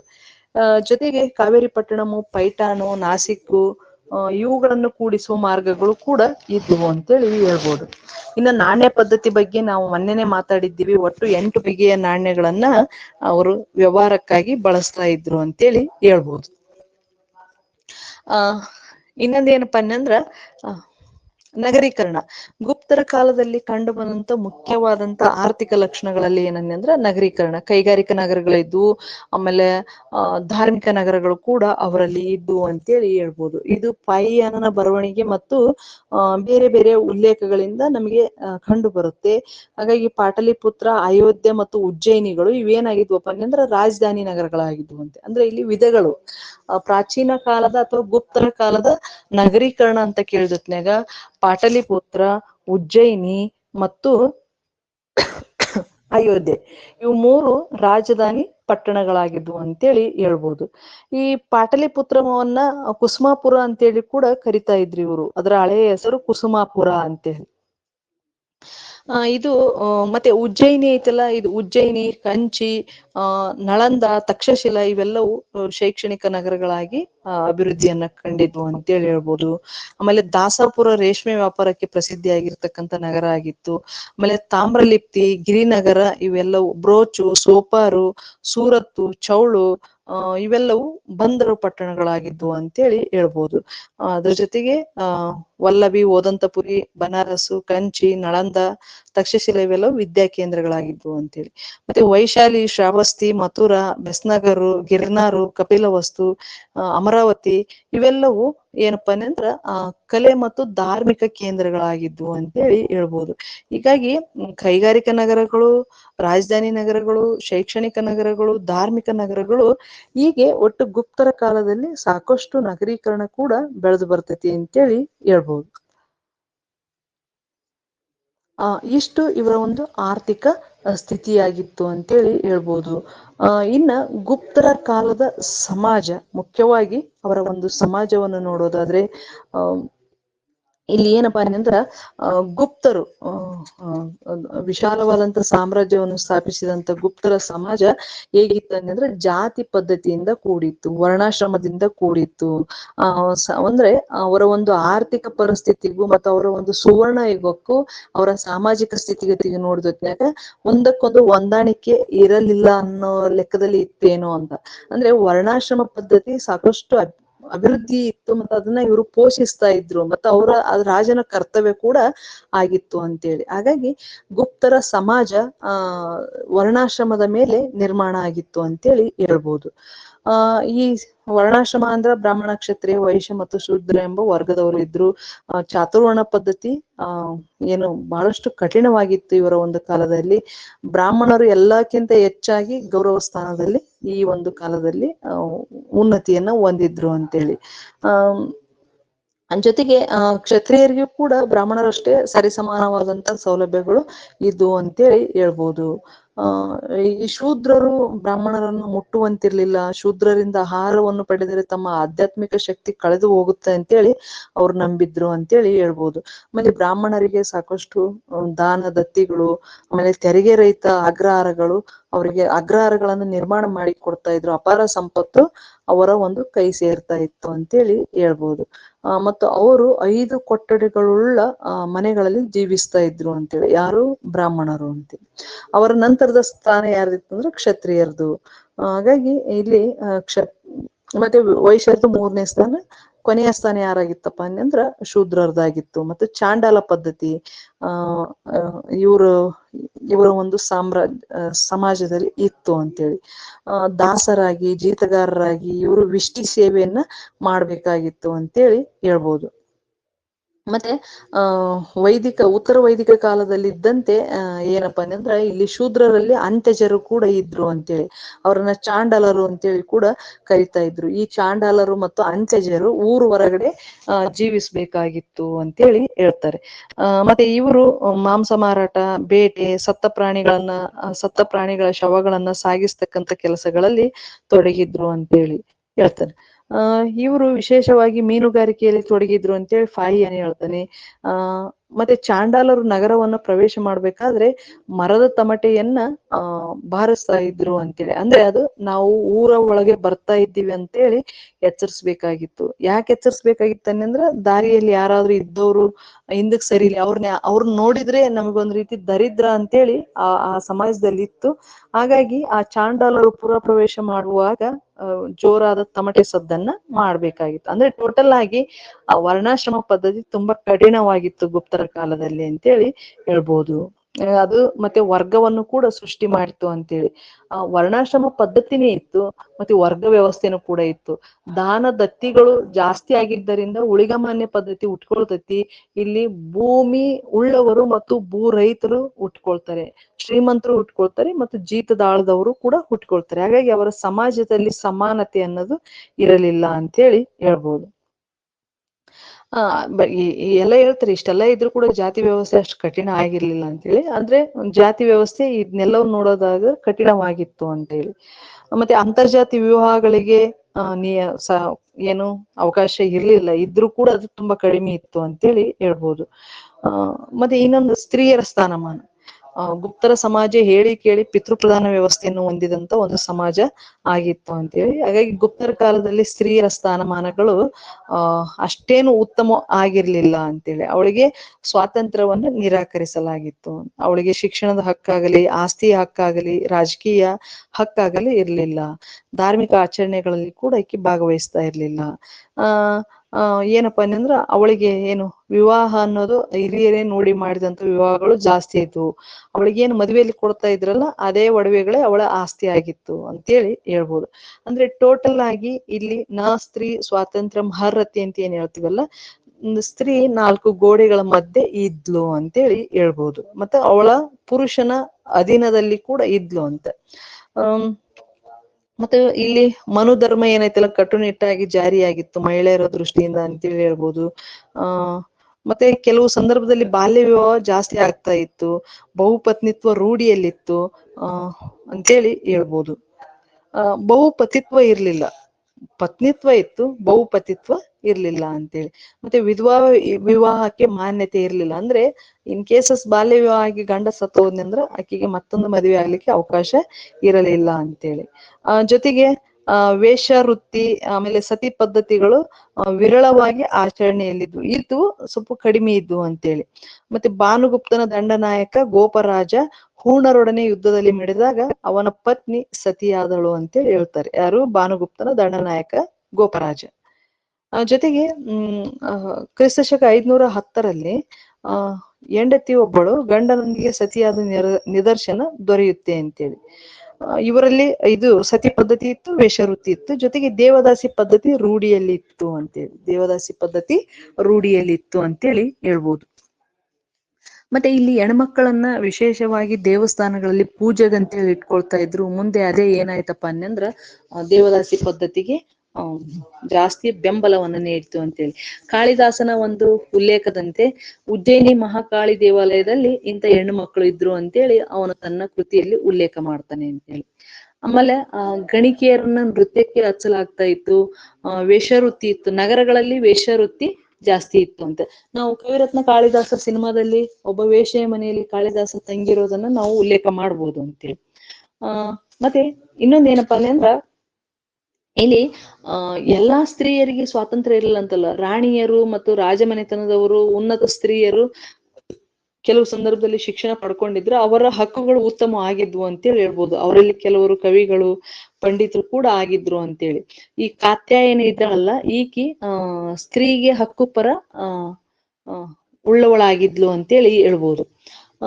ಮತ್ತೆ ಪ್ರಭಾವತಿ ಗುಪ್ತ ಇದ್ದಾಳಲ್ಲ, ಈಕಿ ತನ್ನ ಗಂಡ ಸತ್ತಾಗ ವಾಕಾಟಕರ ಸಿಂಹಾಸನದ ರಾಜಪ್ರತಿನಿಧಿಯಾಗಿ ಆಡಳಿತವನ್ನು ಮಾಡಿದ್ಲು ಅಂತ. ಎಲ್ಲೋ ರೇರ್ ಕೇಸ್ ನಲ್ಲಿ ಇವರು ಅಂದ್ರೆ ಅಧಿಕಾರವನ್ನು ಪಡ್ಕೊಂಡಿದ್ರು ಅಂತೇಳಿ. ಮತ್ತೆ ಇನ್ನೊಂದೇನಪ್ಪಾ ಅಂತಂದ್ರ ಕೌಟುಂಬಿಕವಾಗಿ ಅವಿಭಕ್ತ ಕುಟುಂಬ ಇತ್ತು ಇವರಲ್ಲಿ ಅಂತ. ಹೆಚ್ಚಿನ ಒಂದು ಮನೆತನಗಳು ಅವಿಭಕ್ತ ಕುಟುಂಬ ಆಗಿದ್ದು ಪಿತೃ ಪ್ರಧಾನ ವ್ಯವಸ್ಥೆಯನ್ನ ಹೊಂದಿತ್ತು ಅಂತೇಳಿ. ವಿವಾಹ ಪದ್ಧತಿಯನ್ನು ನೋಡೋದಾದ್ರೆ ಅಂತರ್ಜಾತೀಯ ವಿವಾಹಗಳು ಇದ್ದು ತುಂಬಾ ಕಡಿಮೆ ಅಂತೇಳಿ ಹೇಳ್ಬೋದು. ಮತ್ತೆ ಇಲ್ಲಿ ಸ್ವತಃ ರಾಜನೇ ಅಂತರ್ಜಾತೀಯ ವಿವಾಹವನ್ನ ಮಾಡ್ಕೊಂಡಿದ್ದ. ಕುಬೇರ ನಾಗಳನ್ನ 2ನೇ ಚಂದ್ರಗುಪ್ತ ಮದುವೆ ಆಗಿದ್ದ. ಆಕಿ ಬ್ರಾಹ್ಮಣಳಾಗಿದ್ಲು ಅಂತೇಳಿ ಹೇಳ್ತಾರೆ. ಜೊತೆಗೆ ಮತ್ತೆ ಬ್ರಾಹ್ಮಣ ತನ್ನ ಮಗಳಾದಂತ ಪ್ರಭಾವತಿಯನ್ನ ವಾಕಾಟಕರಿಗೆ ಕೊಟ್ಟು ಮದುವೆಯನ್ನ ಮಾಡಿದ್ದ ಅಂತೇಳಿ ಹೇಳ್ಬೋದು. ಅಂದ್ರೆ ಈ ಅಂತರ್ಜಾತಿ ವಿವಾಹಗಳು ಇದ್ದು, ಆದ್ರೆ ಅದು ಮೇಲ್ವರ್ಗದವರಲ್ಲಿ ಜಾಸ್ತಿ ಇತ್ತು ಅಂತೇಳಿ ಹೇಳ್ಬೋದು. ಜೊತೆಗೆ ಇವ್ರದಲ್ಲಿ ಗುಲಾಮಗಿರಿ ಇತ್ತು. ಗುಲಾಮಗಿರಿ ಅವರ ಸಾಮ್ರಾಜ್ಯದಲ್ಲಿ ಇತ್ತು. ಜೂಜಿನಲ್ಲಿ ಸೋತವರು, ಸಾಲ ತೀರಿಸಿದವರು, ಯುದ್ಧ ಕೈದಿಗಳು ಮತ್ತೆ ದಿವಾಳಿ ಆದವರನ್ನ ಗುಲಾಮರಾಗಿ ಇಟ್ಕೊಳ್ತಾ ಇದ್ರು ಅಂತೇಳಿ ಹೇಳ್ಬೋದು. ಸಾಲ ತೀರಿಸಿದ ಮೇಲೆ ಅವರು ಸ್ವತಂತ್ರರಾಗ್ತಾ ಇದ್ರು. ಅದೇ ರೀತಿ ಮತ್ತೆ ಹೆಣ್ಣು ಮಕ್ಕಳು ಕೂಡ ಗುಲಾಮರು ಇದ್ರು ಅಂತೇಳಿ ಹೇಳ್ಬೋದು. ಅಂದ್ರೆ ಸ್ತ್ರೀ ಗುಲಾಮಳು ತನ್ನ ಒಡೆಯನಿಗೆ ಮಗು ಹೆತ್ತಲ್ಲಿ ಆಕಿ ಋಣ ಮುಕ್ತಳಾಗ್ತಾ ಇದ್ಲು ಅಂತ. ಅಂದ್ರೆ ನೋಡ್ಲಿ, ಮಹಿಳೆಯರನ್ನ ಗುಲಾಮರನ್ನಾಗಿ ಇಟ್ಕೊಳ್ತಾ ಇದ್ರು ಅಂತೇಳಿ ಹೇಳ್ಬೋದು. ಅದು ಯಾವಾಗ ತೀರ್ತಾ ಇತ್ತಂದ್ರ ಆ ಮಹಿಳೆ ಆ ಪುರುಷನಿಗೆ ಒಂದು ಮಗುವನ್ನ ಎತ್ತು ಕೊಟ್ಟಾದ ಮೇಲೆ ಅವಳ ಗುಲಾಮಗಿರಿ ಮುಟ್ತಾ ಇತ್ತು ಅಥವಾ ಅಲ್ಲಿಗೆ ತೀರ್ತಾ ಇತ್ತು ಅಂತೇಳಿ ಹೇಳ್ಬೋದು. ಮತ್ತೆ ಇಲ್ಲಿ ವಿಶೇಷವಾಗಿ ಬ್ರಾಹ್ಮಣರನ್ನ ಯಾರು ಗುಲಾಮರನ್ನಾಗಿ ಇಟ್ಟುಕೊಳ್ಳುವಂತಿರಲಿಲ್ಲ ಅಂತೇಳಿ. ಬ್ರಾಹ್ಮಣರನ್ನ ಯಾರು ಗುಲಾಮರನ್ನಾಗಿ ಇಟ್ಟುಕೊಳ್ಳುವಂತಿರಲಿಲ್ಲ ಅಂತೇಳಿ ಹೇಳ್ತಾರೆ. ಆದ್ರೆ ಈ ಗ್ರೀಕ್, ರೋಮ್ ದೇಶಗಳಲ್ಲಿ ಇದ್ದಷ್ಟು ಕ್ರೂರವಾಗಿ ಭಾರತದಲ್ಲಿ ಗುಲಾಮಗಿರಿ ಇರ್ಲಿಲ್ಲ ಅಂತ. ಅಲ್ಲಿ ಇದಕ್ಕಿಂತ ಕ್ರೂರವಾಗಿತ್ತು ಅಂತೇಳಿ, ಇಲ್ಲಿ ಗ್ರೀಕ್ ಮತ್ತು ರೋಮ್ನಲ್ಲಿ ಅಂತ. ಇದ್ರ ಜೊತೆಗೆ ಅದೇ ನಾವು ಕುಟುಂಬ ಹೇಳಿದ್ವಿ. ಆಸ್ತಿ ಗಂಡು ಮಕ್ಕಳಿಗೆ ಮಾತ್ರ ಹಂಚಿಕೆ ಆಗ್ತಾ ಇತ್ತು, ಹೆಣ್ಣು ಮಕ್ಕಳಿಗೆ ಆಸ್ತಿಯಲ್ಲಿ ಹಕ್ಕು ಇರಲಿಲ್ಲ ಅಂತೇಳಿ. ಆಮೇಲೆ ವಿಧವೆಗೆ ಒಂದ್ ವೇಳೆ ಮಗ ಇದ್ದರೆ ಅವನಿಗೆ ಭಾಗ ಇರ್ತಾ ಇತ್ತು ಅಂತೇಳಿ ಹೇಳ್ಬೋದು. ಮತ್ತೆ ಇಲ್ಲ ಅನ್ನಂದ್ರೆ ಜೀವನಾಂಶ ಸಿಗ್ತಾ ಇತ್ತು ಅಂತ. ಪಿತೃ ಪ್ರಧಾನ ವ್ಯವಸ್ಥೆ ಇತ್ತು, ಪುರುಷ ಪ್ರಧಾನ ಅವರ ಸಮಾಜ ಅಂತೇಳಿ ಹೇಳ್ಬೋದು. ಇನ್ನ ಜೊತೆಗೆ ಅವರ ಆಹಾರದಲ್ಲಿ ಸಸ್ಯಾಹಾರ ಮಾಂಸಾಹಾರ ಎರಡೂ ಕೂಡ ಇದ್ದು, ಆದ್ರೆ ಸಸ್ಯಾಹಾರ ಜಾಸ್ತಿ ಜನಪ್ರಿಯ ಆಗಿತ್ತು. ಗೋಧಿ, ಅಕ್ಕಿ, ರೊಟ್ಟಿ, ಬೇಳೆಕಾಳುಗಳು ಅವರ ಒಂದು ಮುಖ್ಯ ಆಹಾರ ಆಗಿದ್ವು ಅಂತೇಳಿ ಹೇಳ್ಬೋದು. ಜೊತೆಗೆ ಮದ್ಯಪಾನ ಕೂಡ ಸೇವಿಸ್ತಾ ಇರ್ಲಿಲ್ಲ ಜನರು. ಮಧ್ಯ ದೇಶದ ಜನರು ಅಂದ್ರೆ ಸಾಮ್ರಾಜ್ಯ ಸುತ್ತಮುತ್ತ ಇರ್ತಕ್ಕಂಥ ಮಧ್ಯ ದೇಶದ ಜನರು ಮಾಂಸ ಮತ್ತು ಮದ್ಯವನ್ನು ಸೇವಿಸ್ತಾ ಇರ್ಲಿಲ್ಲ. ಈರುಳ್ಳಿ ಮತ್ತು ಬೆಳ್ಳುಳ್ಳಿಗಳನ್ನು ತಿಂತಾ ಇರ್ಲಿಲ್ಲ. ಮೇ ಬಿ ಅವರು ಬ್ರಾಹ್ಮಿನ್ಸ್ ಇರ್ಬೋದೇನೋ. ಮತ್ತೆ ಜೀವಂತ ಪ್ರಾಣಿಗಳನ್ನ ಕೊಲ್ತಾ ಇರ್ಲಿಲ್ಲ ಅಂತೇಳಿ ಅವನು ಹೇಳಿದ್ದಾನೆ ಅಂತೇಳಿ. ಮತ್ತೆ ನಗರಗಳಲ್ಲಿ ಮಾಂಸದ ಅಂಗಡಿಗಳು ಇರಲಿಲ್ಲ ಅಂತೇಳಿ ಆತ ಹೇಳಿದ್ದಾನೆ. ಆದ್ರೆ ಆತನ ವಾದವನ್ನ ಬಹಳಷ್ಟು ಮಂದಿ ಒಪ್ಪಿಲ್ಲ. ಆತ ಶುದ್ಧ ಬೌದ್ಧನಾಗಿ ಈ ಮಾತನ್ನ ಹೇಳಿರ್ಬೋದು ಅಂತೇಳಿ ಇತಿಹಾಸಕಾರರು ಉಲ್ಲೇಖವನ್ನು ಮಾಡಿದ್ದಾರೆ ಅಂತೇಳಿ. ಇನ್ನು ಊಟ ಆದ ನಂತರ ಎಲೆ ಅಡಿಕೆ ಹಾಕ್ತಕ್ಕಂತ ರೂಢಿ ಇತ್ತು ಅವರಲ್ಲಿ ಅಂತೇಳಿ. ಎಲೆ ಮತ್ತು ಅಡಿಕೆಯನ್ನ ಹಾಕ್ತಕ್ಕಂತ ರೂಢಿಯನ್ನ ಅವರು ಇಟ್ಟುಕೊಂಡಿದ್ರು ಅಂತೇಳಿ ಹೇಳ್ಬೋದು. ಹಾಗಾಗಿ ಇವರ ಒಂದು ಕಾಲದ ಆಹಾರ ಎರಡೂ ಇತ್ತು, ಬಟ್ ಮಾಂಸಾಹಾರ ತುಂಬಾ ಕಡಿಮೆ ಇತ್ತು ಅಂತೇಳಿ. ಇದ್ರ ಜೊತೆಗೆ ವಿನೋದಾವಳಿಗಳು, ಉಡುಗೆ ತೊಡುಗೆ ಕಾಮನ್ ಆಗಿ ಎಲ್ಲಾ ಸಾಮ್ರಾಜ್ಯದಲ್ಲಿ ಇದ್ದಂತೆ ಇವರಲ್ಲಿ ಕೂಡ ಇತ್ತು. ನೃತ್ಯ, ಸಂಗೀತ, ಬೇಟೆ, ರಥದ ಸ್ಪರ್ಧೆ, ಚಂಡಾಟ, ಜೂಜು, ಪಗಡೆ, ಚದುರಂಗ ಇವೆಲ್ಲವೂ ಕೂಡ ಅವರ ಸಮಾಜದಲ್ಲಿ ಇದ್ದು. ಟೋಟಲ್ ಆಗಿ ಅವರ ಸಮಾಜ ವರ್ಣಾಶ್ರಮದಿಂದ ಕೂಡಿತ್ತು. ಸ್ತ್ರೀಯರಿಗೆ ಸಾಕಷ್ಟು ಸ್ವಾತಂತ್ರ್ಯ ಇರಲಿಲ್ಲ, ಗುಲಾಮಗಿರಿ ಅಸ್ತಿತ್ವದಲ್ಲಿತ್ತು, ಆಮೇಲೆ ವೇಶ್ಯಾವೃತ್ತಿ ಇತ್ತು, ಸತಿ ಪದ್ಧತಿ ಇತ್ತು ಅಂತೇಳಿ ಹೇಳ್ಬೋದು. ಬ್ರಾಹ್ಮಣರಿಗೆ ಮಾತ್ರ ವೃತ್ತಿ ಎಲ್ಲದರಿಂದನೂ ಕೂಡ ವಿನಾಯಿತಿ ಇತ್ತು ಅಂತೇಳಿ ಹೇಳ್ಬೋದು. ಇಷ್ಟು ಗುಪ್ತರ ಕಾಲದ ರಾಜಕೀಯ, ಆರ್ಥಿಕ ಸ್ಥಿತಿಗತಿ ಮತ್ತು ಸಾಮಾಜಿಕ ಸ್ಥಿತಿಗತಿ. ಇಲ್ಲಿಗೆ ಸಂಪೂರ್ಣವಾಗಿ ಏನು ಗುಪ್ತರ ಒಂದು ಅಧ್ಯಾಯ ಸಂಪೂರ್ಣ ಆಯ್ತು ಅಂತೇಳಿ ಹೇಳ್ಬೋದು. ಈ ಗುಪ್ತರ ಕುರಿತು ಏನಾದ್ರು ಚರ್ಚೆಗಳಿತ್ತಂದ್ರ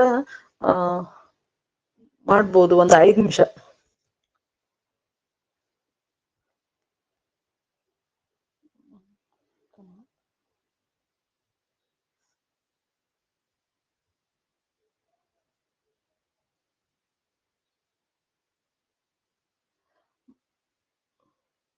ಮತ್ತೆ ಮಾರುತಿ ಅವ್ರು, ನೀವು ಬರೋದು ಹೋಗೋದು ಏನಕ್ಕೆ? ಒಂದ್ಸರಿ ಬಂದ್ರೆ ಮತ್ತೆ ಮುಗಿಯೋ ತನಕ ಇರಕ್ಕಾಗಲ್ವಾ? ಇಲ್ಲ ಮೇಡಮ್, ಅದು ಟವರ್ ಸಿಗ್ತಾ ಇಲ್ಲ ಮೇಡಮ್, ಅದಕ್ಕೆ ಮಾಡಿದ್ದೆ, ಬೇರೆ ಕಡೆ ಇದ್ದೆ. Sorry madam. ಓಕೆ ಮೇಡಮ್, ಒಂದು ನನ್ ರಿಕ್ವೆಸ್ಟ್ ಮೇಡಮ್, ಅದ ನಾನ್ ಕೇಳ್ತಾ ಇದೀನಿ, ಬಟ್ ಕ್ಲಾಸ್ ಚೆನ್ನಾಗಿದೆ ಮೇಡಮ್, ಸೂಪರ್ ಇದೆ. ಬಟ್ ಇದ್ರ ಜೊತೆಗೆ ಕ್ವಶನ್ ಆನ್ಸರ್ ಡಿಸ್ಕಷನ್ ಮಾಡಿದ್ರೆ ಚೆನ್ನಾಗಿ ಅಂತ, ಡೀಪ್ ಆಗಿ ತಗೊಂಡೋಗಿ ಒಂದು 15-20 ಡೈಲಿ ಕ್ಲಾಸ್ ಮಾಡಿ, ಒಂದು ಹಾಫ್ ಅನ್ ಅವರ್ ಕ್ಲಾಸ್ ಮಾಡಿ, ಒಂದು half an hour question discuss ಮಾಡಿ ಚೆನ್ನಾಗಿ ಅಂತ. ಕೇಳಿ, ಕ್ವಶನ್ ಕೇಳಿ, ಏನದು ನೀನು? ಈಗ ಭಾಗಾಕಾರ ಎಂಬುದು ಎದಕ್ಕೆ ಸಂಬಂಧಪಟ್ಟದ ಮೇಡಮ್ ಅಂತೀರಿ? ಕೃಷಿ ತೆರಿಗೆ. ಕೃಷಿ ತೆರಿಗೆ ಕೃಷಿ ತೆರಿಗೆ ಅಂತ ಹೇಳಿದ್ವಲ್ಲ. ಅದ ಇದು ಇನ್ನೂ ಬರ್ತೈತೆ ಮೇಡಮ್ ತೆರಿಗೆಗಳು. ಈಗ ಇದು ಚೆರಾಯಿ, ಗರಿ ತೆರಿಗೆ, ಚೆರಾಯಿ, ಉದ್ರಂಗ ಅನ್ನೋದು ನೀರಾವರಿ ತೆರಿಗೆ ಆಗಿತ್ತು, ಭಾಗಾಕಾರ ಅನ್ನೋದು ಕೃಷಿ ತೆರಿಗೆ ಆಗಿತ್ತು ಅಂತ ಹೇಳಿದ್ವಲ್ಲ. ಅದು ಮೇಡಮ್, ಇದು ಗರಿ ತೆರಿಗೆ. ಗರಿ ಅಂದ್ರೆ ಏನ್ ಸರಿಯಾಗಿ ಕೇಳಿಸ್ತಾ ಇಲ್ಲ ನನಗೆ. ಗರಿ ಮೇಡಮ್, ಗರಿ ತೆರಿಗೆ ಅಂತಂದ್ರೆ ಏನು ಮೇಡಮ್? ಗರಿ ಗರಿ ಮೇಡಮ್. ಗರಿ ಗರಿ ಕರ ಅನ್ನೋದು ಗೊತ್ತು. ಕರ ಅನ್ನೋದು ಏನದು, ಕಾಲಕ್ಕೆ ಗ್ರಾಮಸ್ಥರಿಂದ ವಸೂಲಿ ಮಾಡ್ತಕ್ಕಂಥ ತೆರಿಗೆ ಆಗಿತ್ತು ಕರ ಅನ್ನೋದು. ಆಮೇಲೆ ಕರ ಭೂ ಕಂದಾಯ ಅಲ್ಲ, ಅದು ಗ್ರಾಮಸ್ಥ. ಈ ಗರಿ ಅಂದ್ರೆ ಮನೆ ತೆರಿಗೆ ಮೇಡಮ್, ಚೆರಾಯಿ ಅಂದ್ರೆ ಹುಲ್ಲುಗಾವಲು ತೆರಿಗೆ ಮೇಡಮ್. ಒಟ್ಟು 11 ಬಗೆಯ ತೆರಿಗೆಗಳು ಅವರಲ್ಲಿ ಇದ್ವು ಅಂತೇಳಿ. 11 ಬಗೆಯ ತೆರಿಗೆಗಳು. ಆ 11 ಬಗೆಯ ತೆರಿಗೆಗಳಲ್ಲಿ ವಿಶೇಷವಾಗಿ ಏನಪ್ಪಾ ಅಂದ್ರೆ ಭಾಗಾಕಾರ ಮತ್ತು ಉದ್ರಂಗ ಮುಖ್ಯ ಆಗಿತ್ತು. ಈ ಭಾಗಾಕಾರ ಅನ್ನೋದು ಏನಪ್ಪಾ ಅಂದ್ರೆ ಅದು ಭೂ ಕಂದಾಯ, ಉದ್ರಂಗ ತೆರಿಗೆ ಆಗಿತ್ತು.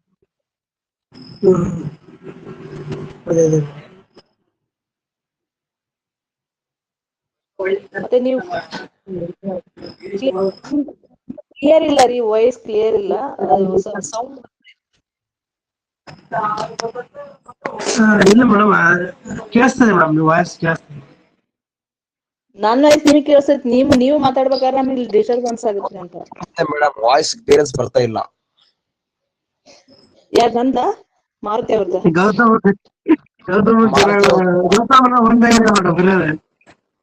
ಮಾರುತಿ ಅವ್ರೆ, ನೀವು ಮ್ಯೂಟ್ ಮಾಡ್ರಿ, ನಿಮ್ದು ಕ್ಲಿಯರ್ ಆಗಿ ಇಲ್ಲ ನಮಗೆ ವಾಯ್ಸ್, ಇಲ್ಲಾಂದ್ರೆ ಅದು ಡಿಸ್ಟರ್ಬೆನ್ಸ್ ಆಗ್ತಾ ಇದೆ ಜಾಸ್ತಿ. ಸರಿ ಮೇಡಮ್, ಇಲ್ಲಿ ಬೇರೆ ಕಡೆ ಓಕೆ ಮೇಡಮ್. ಇಲ್ಲಿ ಬಲಿ ಎಣ್ಣೆಂದ್ರ ರಾಜನಿಗೆ ಕೊಡ್ತಿದ್ದಂತ ತೆರಿಗೆ. ಬಲಿ ಎಣ್ಣೆಂದ್ರ ರಾಜನಿಗೆ ಕೊಡ್ತಕ್ಕಂತ ತೆರಿಗೆ. ಭಾಗ ಅನ್ನೆಂದ್ರ ರೈತರು ಕೊಡ್ತಕ್ಕಂತ ತೆರಿಗೆ ಅಂದ್ರೆ ಭೂ ಕಂದಾಯ. ಭೋಗ ಅನ್ನೆಂದ್ರ ಗ್ರಾಮಸ್ಥರು ರಾಜನಿಗೆ ಸಲ್ಲಿಸ್ತಕ್ಕಂತ ಕೊಡುಗೆ ಆಗಿತ್ತು. ಹಿರಣ್ಯ ಅನ್ನೆಂದ್ರ ಚಿನ್ನದ ಮೇಲಿನ ತೆರಿಗೆ ಆಗಿತ್ತು. ಹಿರಣ್ಯ ಅನ್ನೋದು ಅಂದ್ರೆ ವೃತ್ತಿ ನಿರತರು ಕೊಡ್ತಾ ಇದ್ರು ಅದನ್ನ ಅಂತ ಹೇಳಿ. ಮತ್ತೆ ಇನ್ನೊಂದು ಹಲಿವಾಕರ ಅಂದ್ರ ನೇಗಿಲು ಹೊಂದಿದವರು ಕೊಡ್ತಕ್ಕಂಥ ತೆರಿಗೆ ಆಗಿತ್ತು. ಯಾರು ಸ್ವಂತ ನೇಗಿಲನ್ನು ಹೊಂದಿದ್ರು ಅವರು ಕೊಡ್ತಕ್ಕಂಥ ತೆರಿಗೆ ಆಗಿತ್ತು ಅಂತೇಳಿ. ಇನ್ನು ಕರ ಅಂದ್ರ ಕಾಲ ಕಾಲಕ್ಕೆ ಗ್ರಾಮಸ್ಥರಿಂದ ವಸೂಲಿ ಮಾಡ್ತಿದ್ದಂತ ತೆರಿಗೆ ಆಗಿತ್ತು ಅಂತೇಳಿ. ಇಲ್ಲಿ ನೋಡ್ರಿ ಗ್ರಾಮಸ್ಥರು ರಾಜನಿಗೆ ಕೊಡೋ ತೆರಿಗೆ ಭೋಗ, ಆದ್ರೆ ಗ್ರಾಮಸ್ಥರಿಂದ ವಸೂಲಿ ಮಾಡ್ತಕ್ಕಂಥ ತೆರಿಗೆ ಯಾವ್ದಾಗಿತ್ತು ಅಂದ್ರೆ ಕರ. ಆಮೇಲೆ ಏನದ ಅಂದ್ರ ಇದು ಕ್ರಯ ವಿಕ್ರಯ ಇದು ಕೂಡ ಒಂದ್ ರೀತಿಯ ತೆರಿಗೆ ಆಗಿತ್ತು ಅಂತ ಹೇಳ್ಬೋದು. ಇದಕ್ಕ ಕ್ಲಿಪ್ತ ಅಂತೇಳಿ ಕರಿತಾ ಇದ್ರು ಅವರು. ಮತ್ತೆ ಇನ್ನೊಂದು ಬಂದರಿಗೆ ಅಥವಾ ವಸ್ತುವಿಗೆ ವರ್ತಕರು ನೀಡ್ತಕ್ಕಂಥ ತೆರಿಗೆಯನ್ನ ಏನಂತ ಕರಿತಾ ಇದ್ರು ಅಂದ್ರೆ ಶುಲ್ಕ ಅಂತೇಳಿ ಕರಿತಾ ಇದ್ರು ಅಂತೇಳಿ. ಇನ್ನು ಉಪರಿ ಕರ ಅಂದ್ರೆ ಎಲ್ಲರ ಮೇಲೆ ಹಾಕುತ್ತಿದ್ದಂತ ಮೇಲು ತೆರಿಗೆ ಆಗಿತ್ತು. ಈಗ ನಾವು ಸೆಸ್ ಹಾಕ್ತಿವಲ್ವಾ, ಸೆಸ್ ಮತ್ತು ಸರ್ಚಾರ್ಜ್, ಆ ತರ ಉಪರಿ ಕರವನ್ನ ಎಲ್ಲರಿಗೂ ಸೇಮ್ ಆಗಿ ಆಗ್ತಾ ಇದ್ರು ಅಂತ. ಜೊತೆಗೆ ಉದ್ರಂಗ ಅನ್ನೋದು ನೀರಾವರಿ ತೆರಿಗೆ ಆಗಿತ್ತು. ಇದನ್ನ ಮತ್ತೆ ಪೊಲೀಸ್ ತೆರಿಗೆ ಅಂತ ಕೂಡ ಕರಿತಾ ಇದ್ರು. ಇನ್ನು ಉಪಕ್ಲಿಪ್ತ ಅಂದ್ರ ಇದನ್ನ ಕ್ರಯ ವಿಕ್ರಯದ ಮೇಲೆ ವಿಧಿಸ್ತಾ ಇದ್ರು ಅಂತೇಳಿ ಹೇಳ್ಬೋದು. ಒಟ್ಟು 11 ರೀತಿಯ ತೆರಿಗೆಗಳು ಅವರಲ್ಲಿ ಅಸ್ತಿತ್ವದಲ್ಲಿದ್ವು ಅಂತೇಳಿ. ಇವತ್ತು ನಾ ಇಷ್ಟಕ್ಕ ಮುಗಿಸ್ತಾ ಇದ್ದೀನಿ. ನಿಮ್ದು ಏನೇ ಡೌಟ್ಸ್ ಇದ್ರು ಕೂಡ ನಾಳೆ. Okay madam, thank you madam.